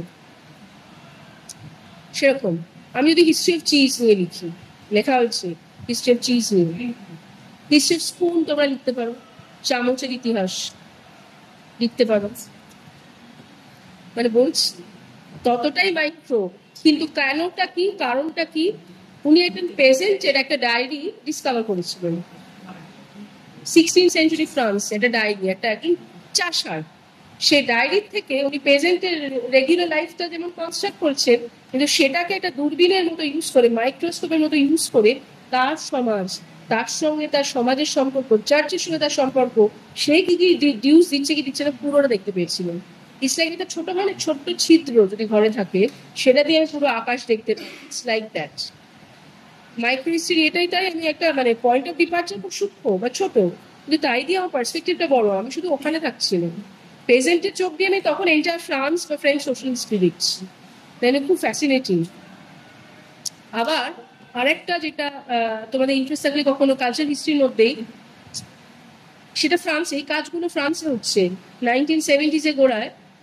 এটা ভদ্রলোক মানে হিস্টোরিয়ানের নাম হচ্ছে মিশেল ডি সার্টু, তার লেখা বইটা ভুলে গেছি নামটা, কিন্তু মোট কথা উনি হচ্ছেন মার্ডার অফ ক্যাটস, বেড়াল মানে একটা প্রথা, খুব বারবারিক একটা প্রথা ছিল ফ্রান্সে একটা সময়, মেডিয়েভাল টাইমসে বেড়ালদেরকে হত্যা করা হতো ফর ফান, মানে their sense of humour was very ম্যাকাবার।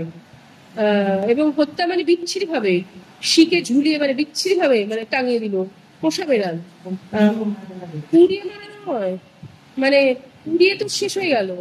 মানে বেড়াল তো আমাদের যেমন আমাদের কালচারে অ্যাবসলিউটলি নো, মানে বেড়াল বা আমাদের ইজিপশিয়ান কালচারে আমাদের তো বেড়াল তো পয়েন্ট অফ রেফারেন্স, মানে বেড়ালকে মারার নয় একদম কোনোভাবেই, কাউকেই মারার নয়, কিন্তু বেড়াল নয়।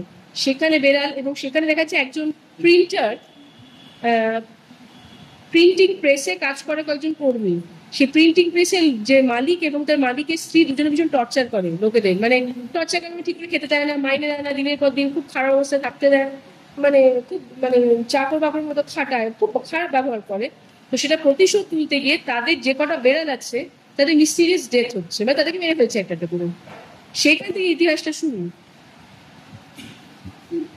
এইবার সেখান থেকে গিয়ে দেখাবে যে কি করে সেই মানে লোয়ার ক্লাস হিস্ট্রি সেখান থেকে চলে আসছে, এবং সেখানে ইউজ অফ কালচার কিন্তু ভয়াবহ প্রথমটা পড়া, কিভাবে মারছে, প্ল্যান করছে, বেড়ালগুলোকে টাঙিয়ে দিচ্ছে, মানে ভদ্রমেনে প্রথমটা প্রায় হার্ট অ্যাটাক, তার পোষা 3টে বেড়াল এরকম ঝুলছে, এরকম একটা ব্যাপার। যাই হোক, সে কেন বলতে পারবে?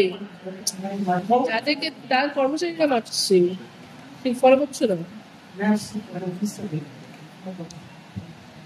টাকা দিচ্ছে না, তুমি যে অফিসে চাকরি করো, তুমি তখন তাদের পোষা কুকুর বেড়াল মারতে আরম্ভ করবে। It is like that. কিন্তু হঠাৎ করে তো মারছে না, so there is a tradition, এগুলোকে সিম্বলিক বলা হচ্ছে। যাই হোক, তো ফ্রান্সে নানা রকম কিছু ছিল। এবার কামিং ব্যাক টু, তাহলে আমি বললাম যে কটা আইডেন্টিটি, জেন্ডার, মাইক্রো হিস্ট্রি, এগুলো সবের মধ্যে দিয়ে ফরাসি বিপ্লব বোঝার একটা ট্র্যাডিশন হচ্ছে 1917 অনওয়ার্ডস। নট অনলি দ্যাট, জবে থেকে পোস্ট মডার্নিজম আসছে, মানে পোস্ট মডার্নিজমে তোমাদের আছে পোস্ট মডার্নিজম? পড়িয়েছিলাম আমি, পড়িয়েছিলাম জগন্নাথ স্যার পড়িয়েছিলাম, তাহলে তোমরা জানো যখন। তো পোস্ট মডার্নিজম, ফুকোর কথা তোমরা নিশ্চয়ই মনে আছে, মিশেল ফুকো। এবার মিশেল ফুকো এবং পোস্ট মডার্নিস্ট প্রথমেই তো যেটা রেভলিউশন সেটাকেই কোয়েশ্চেন করে বসলো। হ্যাঁ, ও বলো না, ভালো ভদ্রলোক।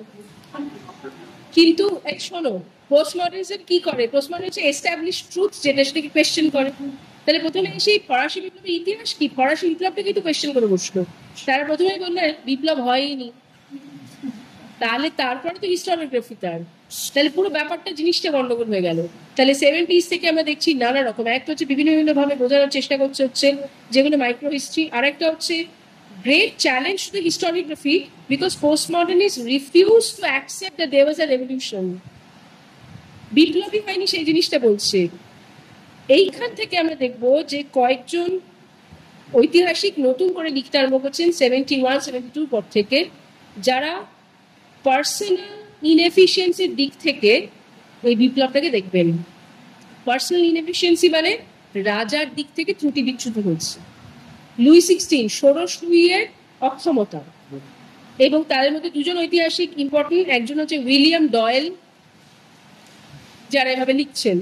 এটা 1970s, মিড 1970s। উইলিয়াম তো জানো, ডয়েল, DOYLE, ধরে নাও 1970 বলো, লেখো পোস্ট 1970 লেখো, তাহলেই হয়ে যাবে।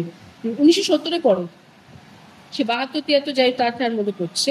উইলিয়াম ডয়েল এবং টিমথি ট্যাকেট, TIMOTHY, টিমথি ট্যাকেট, TACKETT।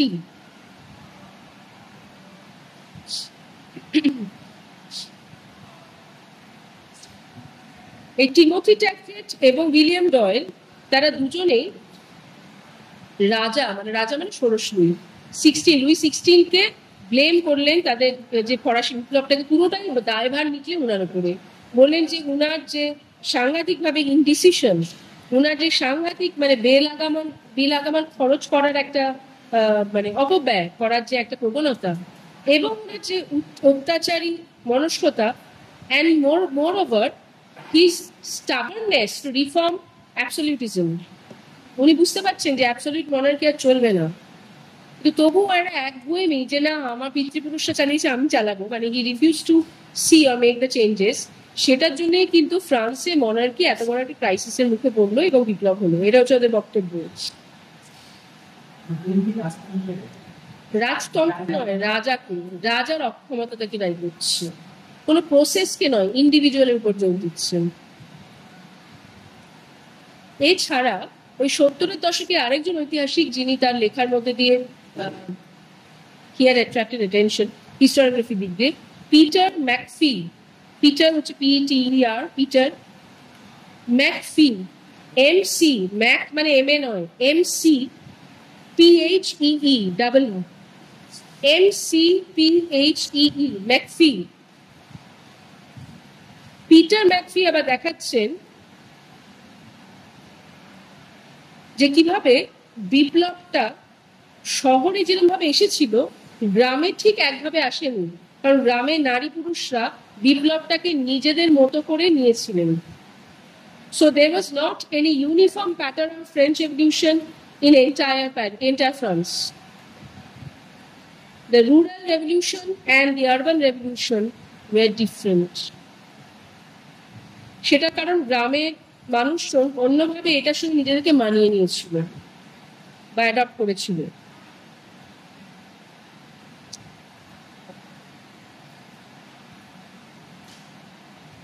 এবং ম্যাকফির তাই জন্য এখান থেকে বক্তব্য হচ্ছে যে আমরা বিপ্লব বলতেই ইমিডিয়েট চেঞ্জ বোঝাই, কিন্তু ফ্রান্সের ক্ষেত্রে ঠিক সেটা হয়নি।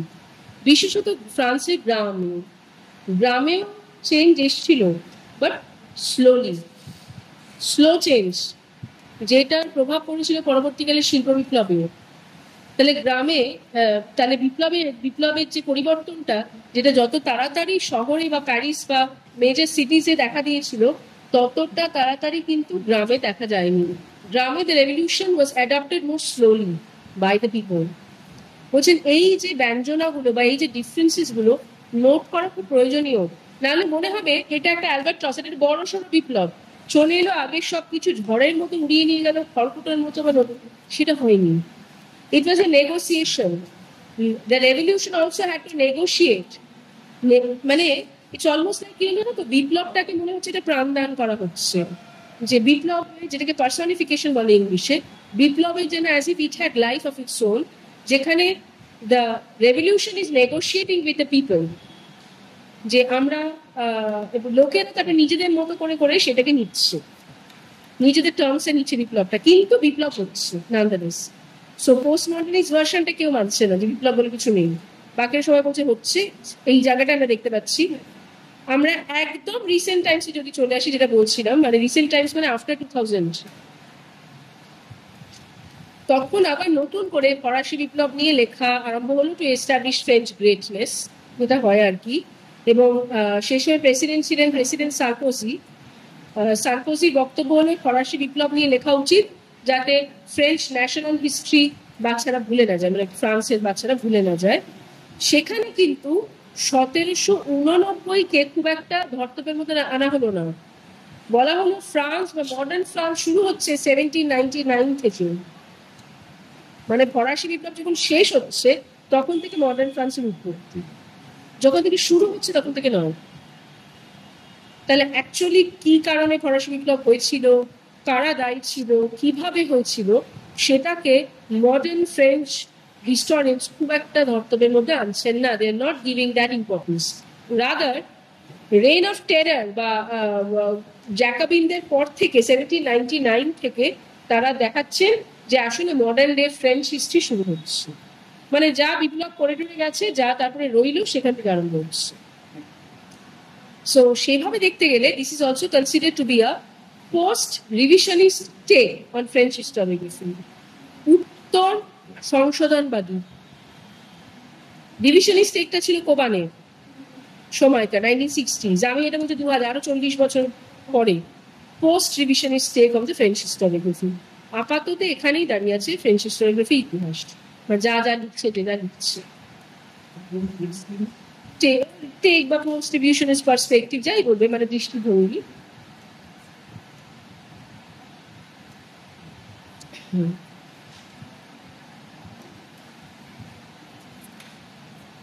এবং এই পোস্ট রিভিশনিস্ট আন্ডারস্ট্যান্ডিং এর মধ্যে মার্কসিস্ট ইন্টারপ্রিটেশন বা অর্থোডক্স প্রথম বা সবুল বা তারা যেন লিখেছিল, সেটার মূল্য অনেকটাই কমে এসেছে। ইকোনমিক ইন্টারপ্রিটেশন অফ দ্য রেভলিউশনকে আজকাল আর খুব একটা আমল দেওয়া হয় না, বাট আমাদের কিন্তু বা তোমাদেরও যখন ফরাসি বিপ্লবে হিস্টোরিওগ্রাফি পড়তে হলে বা বুঝতে হলে you have to start with Soboul প্রথম থেকে। আমি এটা মোরাললেস এটাই দেখছি। আর কয়েকটা বই তোমাদের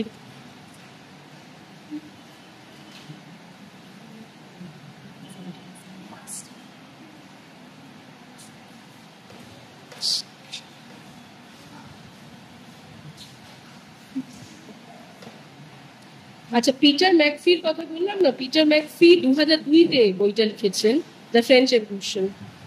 পিটার ম্যাকফির কথা তোমাদের বললাম আমি, the French revolution.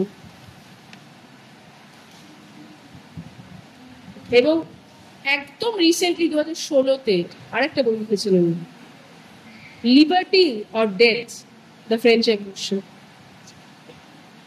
Liberty or death, 16 সালে, 2002 সালে French revolution, the French revolution. আর 2016 সালের নাম হচ্ছে liberty or death colon the French revolution. দুটোই পিটার ম্যাকফির লেখা।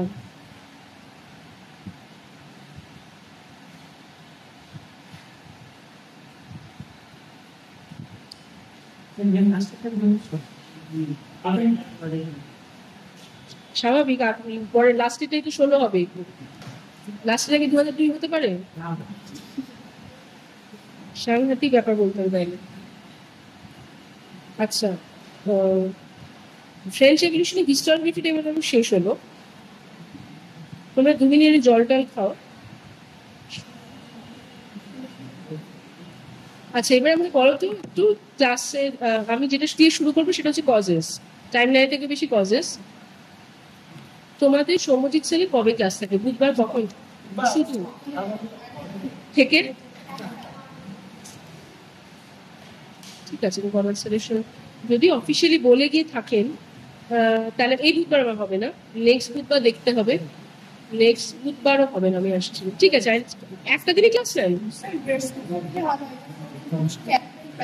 বৃহস্পতিবার কখন বলো? বৃহস্পতিবার আমার, দাঁড়া আমি বলে দিই, বৃহস্পতিবার আমি তো আসছি। বৃহস্পতিবার ক্লাস হচ্ছে আমার 2:30 থেকে 5:30। সকালবেলা 7 সকালে ব্যস্ত হচ্ছে না কখন? তোমার ক্লাস আছে? কি ক্লাস? মিউজিওলজি কতক্ষণ? তারপর তোমার পেপার আছে। হবে না। একটা কথা শোনো, হ্যাঁ, সোমবার আবার হবে না। সোমবার হবে না, হয় মঙ্গলবার। মঙ্গলবার আমার সঙ্গে ক্লাস, আমি মঙ্গলবার আমার সময় নিব। 6টা ক্লাসের পর আমি আর ক্লাস করতে পারবো না, সারাদিন 6টা ক্লাস আমার। বুধবার হলে বৃহস্পতিবার, বুধবার একটা কাজ করা যেতে পারে, যদি উনি ফর্মালি চিঠি দিয়ে থাকেন, ফনাথ স্যার কথা বলি, তাহলে যেই বুধবার আমি ক্লাস নেবো তোমাদের, সব বুধবার নেবো না, তাহলে তোমাদের তো আসতে হবে না। যেই বুধবার আমি তোমাদের ক্লাস নেবো সেদিন বলে দেবো তোমরা 11টা থেকে 1টা তুমি ক্লাস করে বাড়ি চলে যাবো। 11টা 11:30, 11 না 11:30 থেকে ক্লাস করো, 11:30 থেকে 1:30 করে যেখানে ইচ্ছে যাও, 2 ঘন্টা ক্লাস করে নি, তাহলেই তো তোমাদের হবে। কিন্তু থার্সডে সম্ভব না, ক্লাস থাকবে। ঠিক আছে, তাহলে মানে দিস ওয়েডনেসডে কালকে আমার হবে না, নেক্সট ওয়েডনেসডে হবে না, তাহলে তুমি নিশ্চিত থাকো, তারপরে দেখবো। Causes of the French revolution শুরু করা যাক। Causes of the French revolution তোমরাই জানো, আমাকে বলো কি কারণ?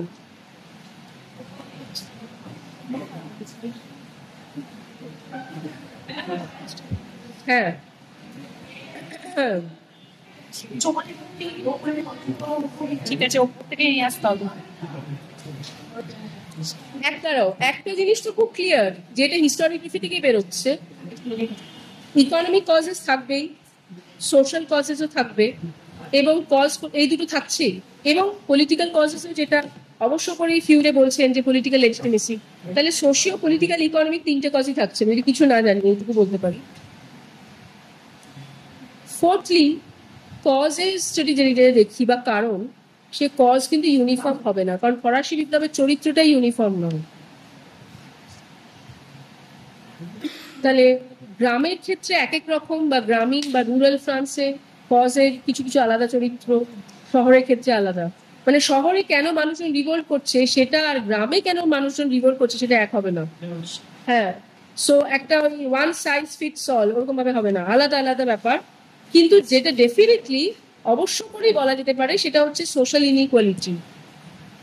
এটা একটা long term cause, long term complain, social inequality, যেটা শহর গ্রাম পুরো এন্টার এশিয়ান রেজিমের পুরো পিরিয়ডটা ধরে ছিল। সামাজিক ইনইকুয়ালিটি কেন সেটা তোমরা জানো এতদিনে, and I am repeating myself, যে 3টে স্টেটের মধ্যে তাদের রাইটস ডিউটি সব আলাদা, এবং তার উপরে ছিল আলাদা তো বটেই, এবং তার উপরে ট্যাক্স দিতে হতো সবচেয়ে বেশি থার্ড স্টেটকে। এই সামাজিক বৈষম্যটা, সোশ্যাল ইনইকুয়ালিটিটা বেড়ে যায় বিকজ অফ কন্টিনিউয়াস ওয়ার্স, যুদ্ধ।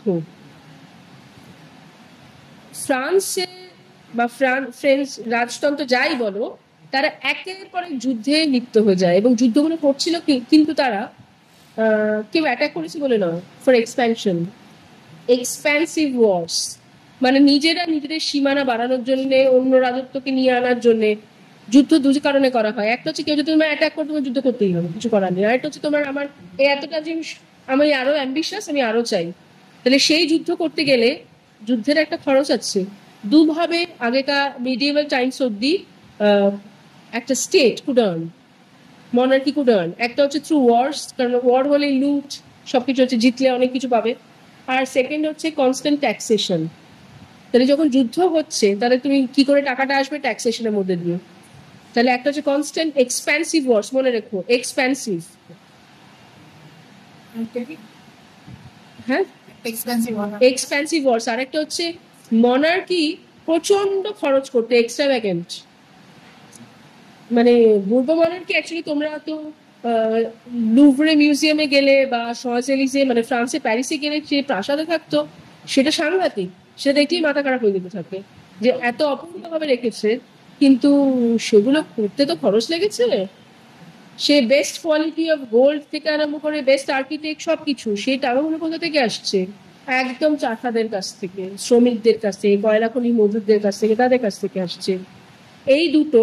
এবং থার্ড ইকোনমিক ফ্যাক্টর ডেফিনেটলি হচ্ছে পুয়ার হারভেস্ট। যেটা হয়েছিল 1789 যে বিপ্লব হচ্ছে, ঠিক তার আগের বছর খুব ভালো ফসল হয়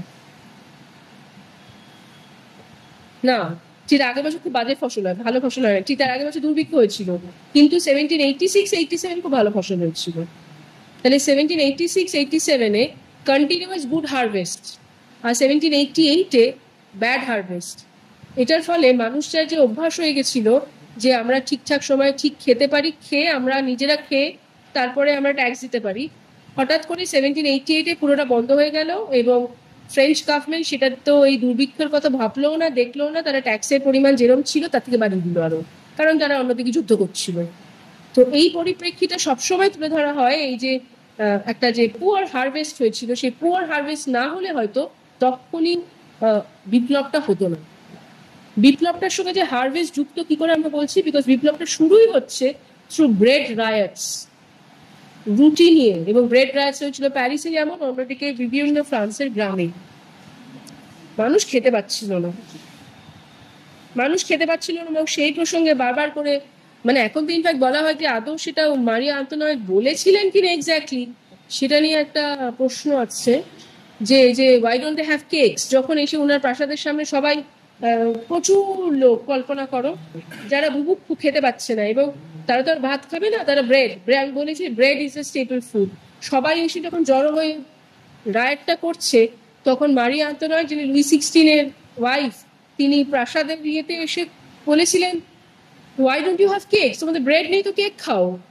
এবং সেটাতে মানে ভয়ানক বিপ্লব শুরু হয়। মানে সেইটা, মানে এটা তো একটা খুব প্রভার্বিয়াল হিস্টোরিক যে মানে এতটাই, এবং উনিও গিলোটিন হন যে কারণে। এখন এই যে জনরোষ, এই পুরোটাই কিন্তু খাদ্য থেকে শুরু হয়েছিল, মনে রাখতে হবে, স্পন্টেনিয়াস রিভোল্ট। তাই যতই মানে বুর্জোয়া বাকিদের যা কিছু ছালো থাকে, যে কারণে লেফেভও জোর দিয়েছেন পেসেন্টের রোল বা সাধারণ লোকেদের রোলের উপর, বিকজ তারা যদি দেশলাইটি না জ্বালাতো তাহলে বিপ্লব শেষ হতো না। আর তারা করছিল কারণ তারা খিদেটা সহ্য করতে পারছিল না, এবং তাদের মনে হয়েছিল অত্যাচার।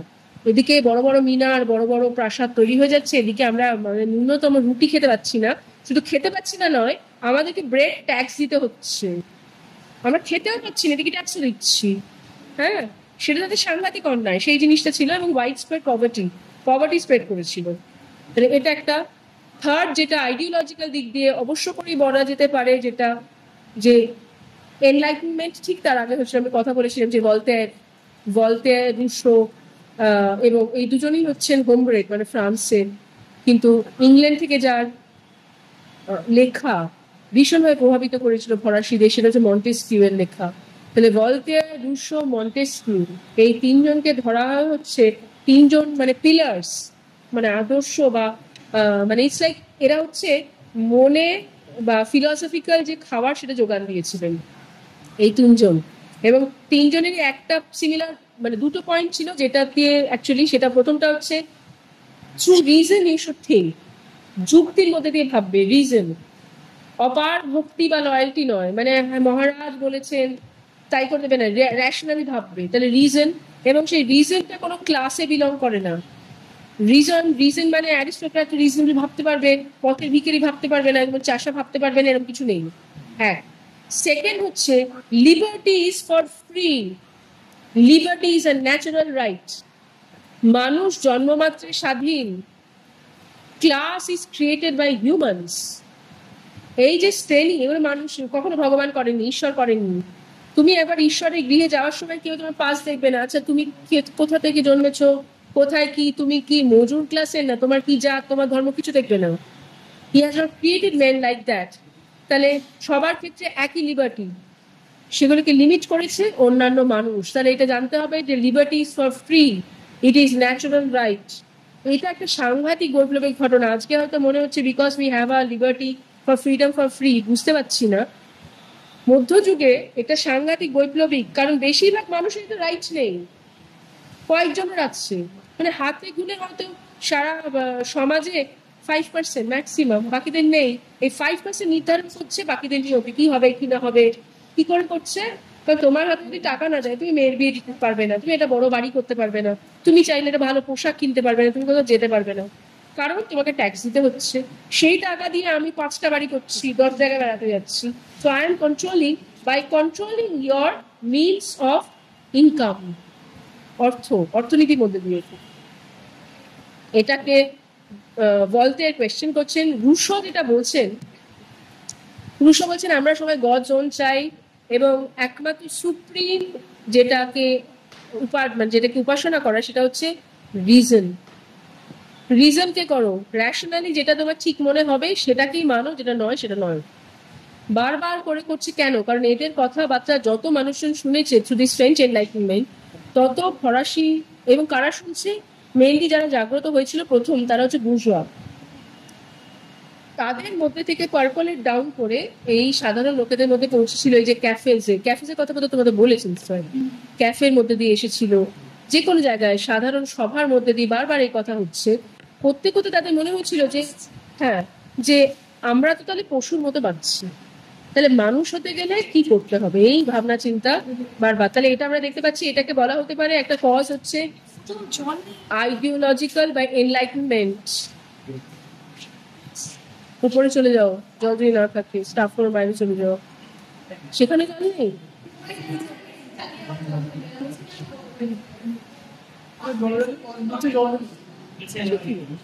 বলেছো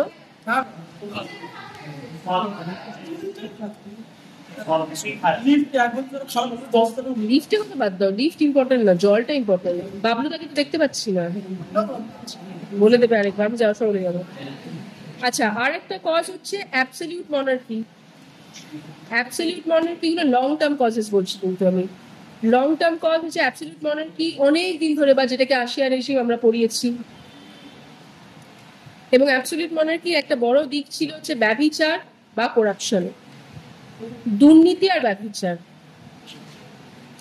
এবং তার মধ্যে দিয়ে তার জন্য এইখানে অ্যাবসলিউট মনার্কির এগেইনস্টে যে জিঘাংসাটা, সেটা কিন্তু সাধারণ মানুষের মনে অতটা আসেনি, সেটা এসেছিল বুর্জোয়াদের ক্লাসে, because they were politically conscious.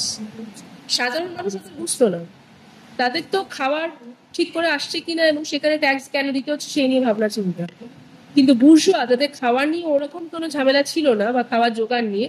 তাদের পরের ধাপটা নিয়ে চিন্তা, তাদের মনে হচ্ছিল যে পলিটিক্যাল রিফর্ম খুব দরকার, না হলে আমাদের যতটা ন্যায্য আমরা পাচ্ছি না, আমরা শুধু শুধু এমন একজনকে দিয়ে দিচ্ছি যে সেটাকে নিয়ে নয়ছয় করছে। And France is not befitting.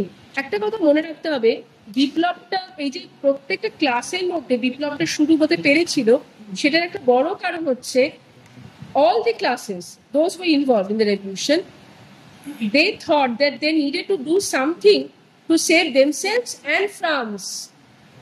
ফ্রান্সকে বাঁচানো দরকার। এবার একজন গ্রামের একজন মেষপালকের কাছে ফ্রান্সের যা সংজ্ঞা, একজন সে ডাক্তারের কাছে সেটা এক সংজ্ঞা নয়। তবুও তাদের তাদের প্রত্যেকেটাই ইম্পর্টেন্ট, প্রত্যেকে নিজের মতো করে ভাবছে, কিন্তু সবই ইম্পর্টেন্ট। ইটস লাইক, ধরো এখন যদি রবীন্দ্রনাথ কি, আমি গ্রামের চাষাকে বুঝি, তার যেটা ফার্স্ট শুনে যেটা মনে হবে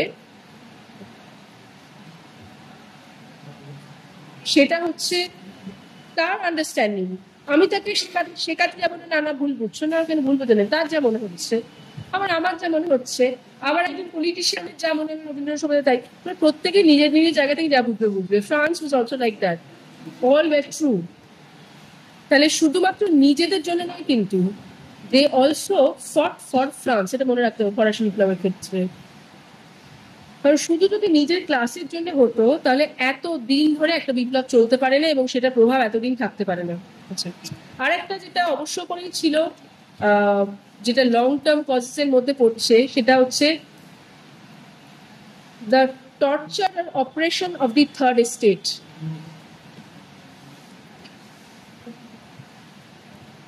এটা আমরা জানি যে থার্ড এস্টেট কিভাবে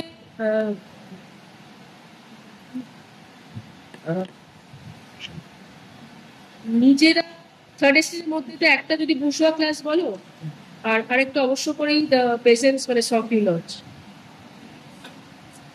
সকলেই নিজের নিজের জায়গা থেকে মনে করছিল যে তারা প্রচন্ড টর্চারের মধ্যে আছে এবং সাধারণ লোকরা না অতটা বুঝতে পারেনি, কারণ অভ্যাস হয়ে গেছিল যে তারা ভাবছিল এইটাই তাদের অস্তিত্ব। কিন্তু বুর্জোয়া ক্লাস যখন থেকে বুঝতে পারে যে এই মাস বা সাধারণ লোক বা জনগণ যদি পাশে না থাকে তাহলে বিপ্লব করে কোনো লাভ নেই তো কি করে করবে, তখন থেকে তারা একমাত্র মোটো হয় এই সাধারণ লোকেদের বিবেকটা জাগ্রত করা। বুঝতে পারছো? কনসিয়াসলি ডান। এমন নয় যে সাধারণ লোকেদের তাহলে এতদিন আগে করলো না, হঠাৎ করে বুঝতে আরম্ভ করলো না। যখন থেকে বুর্জোয়া দেখতে পেলো যে আমরা কেন দেবো টাকা বা আমাদের অবস্থা উন্নতি হচ্ছে না, তখন থেকে আস্তে আস্তে আস্তে তাদের যে সুপ্ত যে মানে অভিযোগ, তাদের যে সুপ্ত মানে একটা হয় না, লোকেরা দেখবে কি করবে, প্রতিবাদ করতে করতে আর পারে না, যখন অ্যাকসেপ্ট করতে থাকে কম্প্রোমাইজ, সেই জায়গা থেকে সরিয়ে আনতে আরম্ভ করলো যে কেন কম্প্রোমাইজ করবে, আমরা সবাই একসঙ্গে করবো, এদেরকে সরাতে হবে, উস্কাতে আরম্ভ করলো। So definitely soft-healers, একটা discontent or the oppression of the discontent of the soft-healer they বলবো। আর একটা যেটা ফ্যাক্টর একদম ঠিক আগেই যেটা হচ্ছিল সেটা হচ্ছে American revolution or American war of independence. American war of independence হয় 1776-এ, 1776। তার একটা বড়সড় প্রভাব পড়েছিল ফরাসি বিপ্লবের উপরে।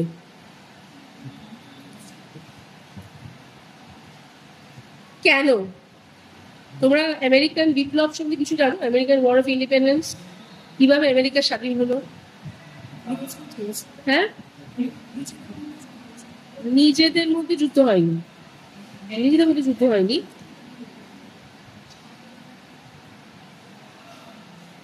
আমেরিকান বলে তো আসলে কেউ নেই, যারা ছিল তাদেরকে মেরে ফেলা হচ্ছে। They were Native Americans, Red Indians. America যে জায়গাটা সেটা কলাম্বাস, নিউ ওয়ার্ল্ড সেটার নাম, সেটা তো ক্রিস্টোফার কলাম্বাস খুঁজে পেয়েছিলেন। তারপরে আমেরিকা ভেসপুচি বলে আরেকজন সেলার গেলেন, যার নামে আমেরিকা হয়ে গেল। এবার সেখানে কারা থাকতেন খুঁজে পেয়েছিলেন, মানে যখন দেখলেন সেখানে যারা থাকে they were Native Americans, Red Indians, tribes, তারা আর এখনকার লোকের সঙ্গে সম্পর্ক নেই। এবার তখন গ্রেট ব্রিটেন ছাড়া অন্যান্য দেশ সবাই চালে এত বড় একটা জায়গা, স্বাভাবিকভাবেই আমরা আমাদের আন্ডারলাইন করার চেষ্টা করবো নতুন একটা ল্যান্ড এত বড়। গ্রেট ব্রিটেন যেহেতু তখন একটা কলোনাইজিং পাওয়ার এবং তাদের শক্তি বেশি, এবং সবথেকে বেশি ইম্পর্টেন্ট হচ্ছে তাদের নেভাল পাওয়ার, সামুদ্রিক ক্ষমতা অনেক বেশি ছিল। নেভি তো ইংল্যান্ডের চিরকালে ভীষণ ভালো, তো তারা সেটা গিয়ে আমেরিকা পুরো জায়গাটাকে কঙ্কার করলো, করে তাদের অনেক মানে লোকজনকে ওখানে সেটেল করালো। এইভাবে আমেরিকাতে 13টা কলোনি হলো, মানে আমেরিকা বলতে তখনকার আমেরিকাতে পুরো জায়গাটায়। ফ্রান্সও কিছু কিছু জায়গায় তাদের লোকজনদের পাঠানো, কারণ ফ্রেঞ্চ কলোনিয়ালিজমও ছিল। আমেরিকাকে নিয়ে ফ্রান্স আর ইংল্যান্ডের মধ্যে ঝগড়া হতে আরম্ভ করলো যখন পলাশি যুদ্ধ আমাদের হচ্ছে একই সময়, 7 years war, ওই দেশে এদেশে একই সময় হচ্ছে। অনেকদিন হলো, আমাদের দেশে 7 বছর যুদ্ধ করলো ইংল্যান্ড আর ফ্রান্স একে অপরের সঙ্গে। আমেরিকাকে নিয়ে মানে কার পাওয়ার থাকবে 9 বছর। 9 বছর যুদ্ধের পরে it was decided that England will have the control. France আস্তে আস্তে দূরে সরে যেতে আর বাধ্য হলে, তার অত ক্ষমতা ছিল না। তাহলে ইংল্যান্ড সে, এটা আমি বলছি হচ্ছে 1754 সালে, না 1756 যুদ্ধ শেষ হচ্ছে, 7 years war। 1756 থেকে 1773 প্রায় 20 বছর ধরে আমেরিকা বলে যে জায়গাটা ভূখণ্ড, সেটা 13টা আলাদা আলাদা কলোনিতে, কলোনি মানে আলাদা আলাদা স্টেট, যেগুলো কলোনি আলাদা স্টেট হয়ে গেছে, বস্টন, ম্যাসাচুসেটস, ক্যালিফোর্নিয়া, এগুলো সব আলাদা স্টেট। আগের সেই স্টেটগুলো তো আছেই, তারপর আরো বেড়ে গেছে। Boston was very important. So was California, so was Massachusetts. They were there. 13টা তখন ছিল আলাদা আলাদা রাজ্য, প্রত্যেককে সেলফ গভর্ন করার ক্ষমতা দিয়েছিল ইংল্যান্ড। আমাদের মতো নয়, আমাদের সঙ্গে দু জায়গাতেই কিন্তু ইংল্যান্ড কলোনাইজ করছে, কিন্তু আমাদের ক্ষেত্রে তফাৎ কি, তারা আমাদের এখানেই চলে এসেছিল, আমাদেরকে থাকছিল, এই দেশটা তাদেরই হয়ে গেছিল। আমেরিকার ক্ষেত্রে আমরা তা দেখিনি, তারা থাকছিল না। সেটার বড় কারণ হচ্ছে আমেরিকা থেকে ইংল্যান্ড প্রচুর দূর, আমাদের থেকে ইংল্যান্ড অনেক কাছে।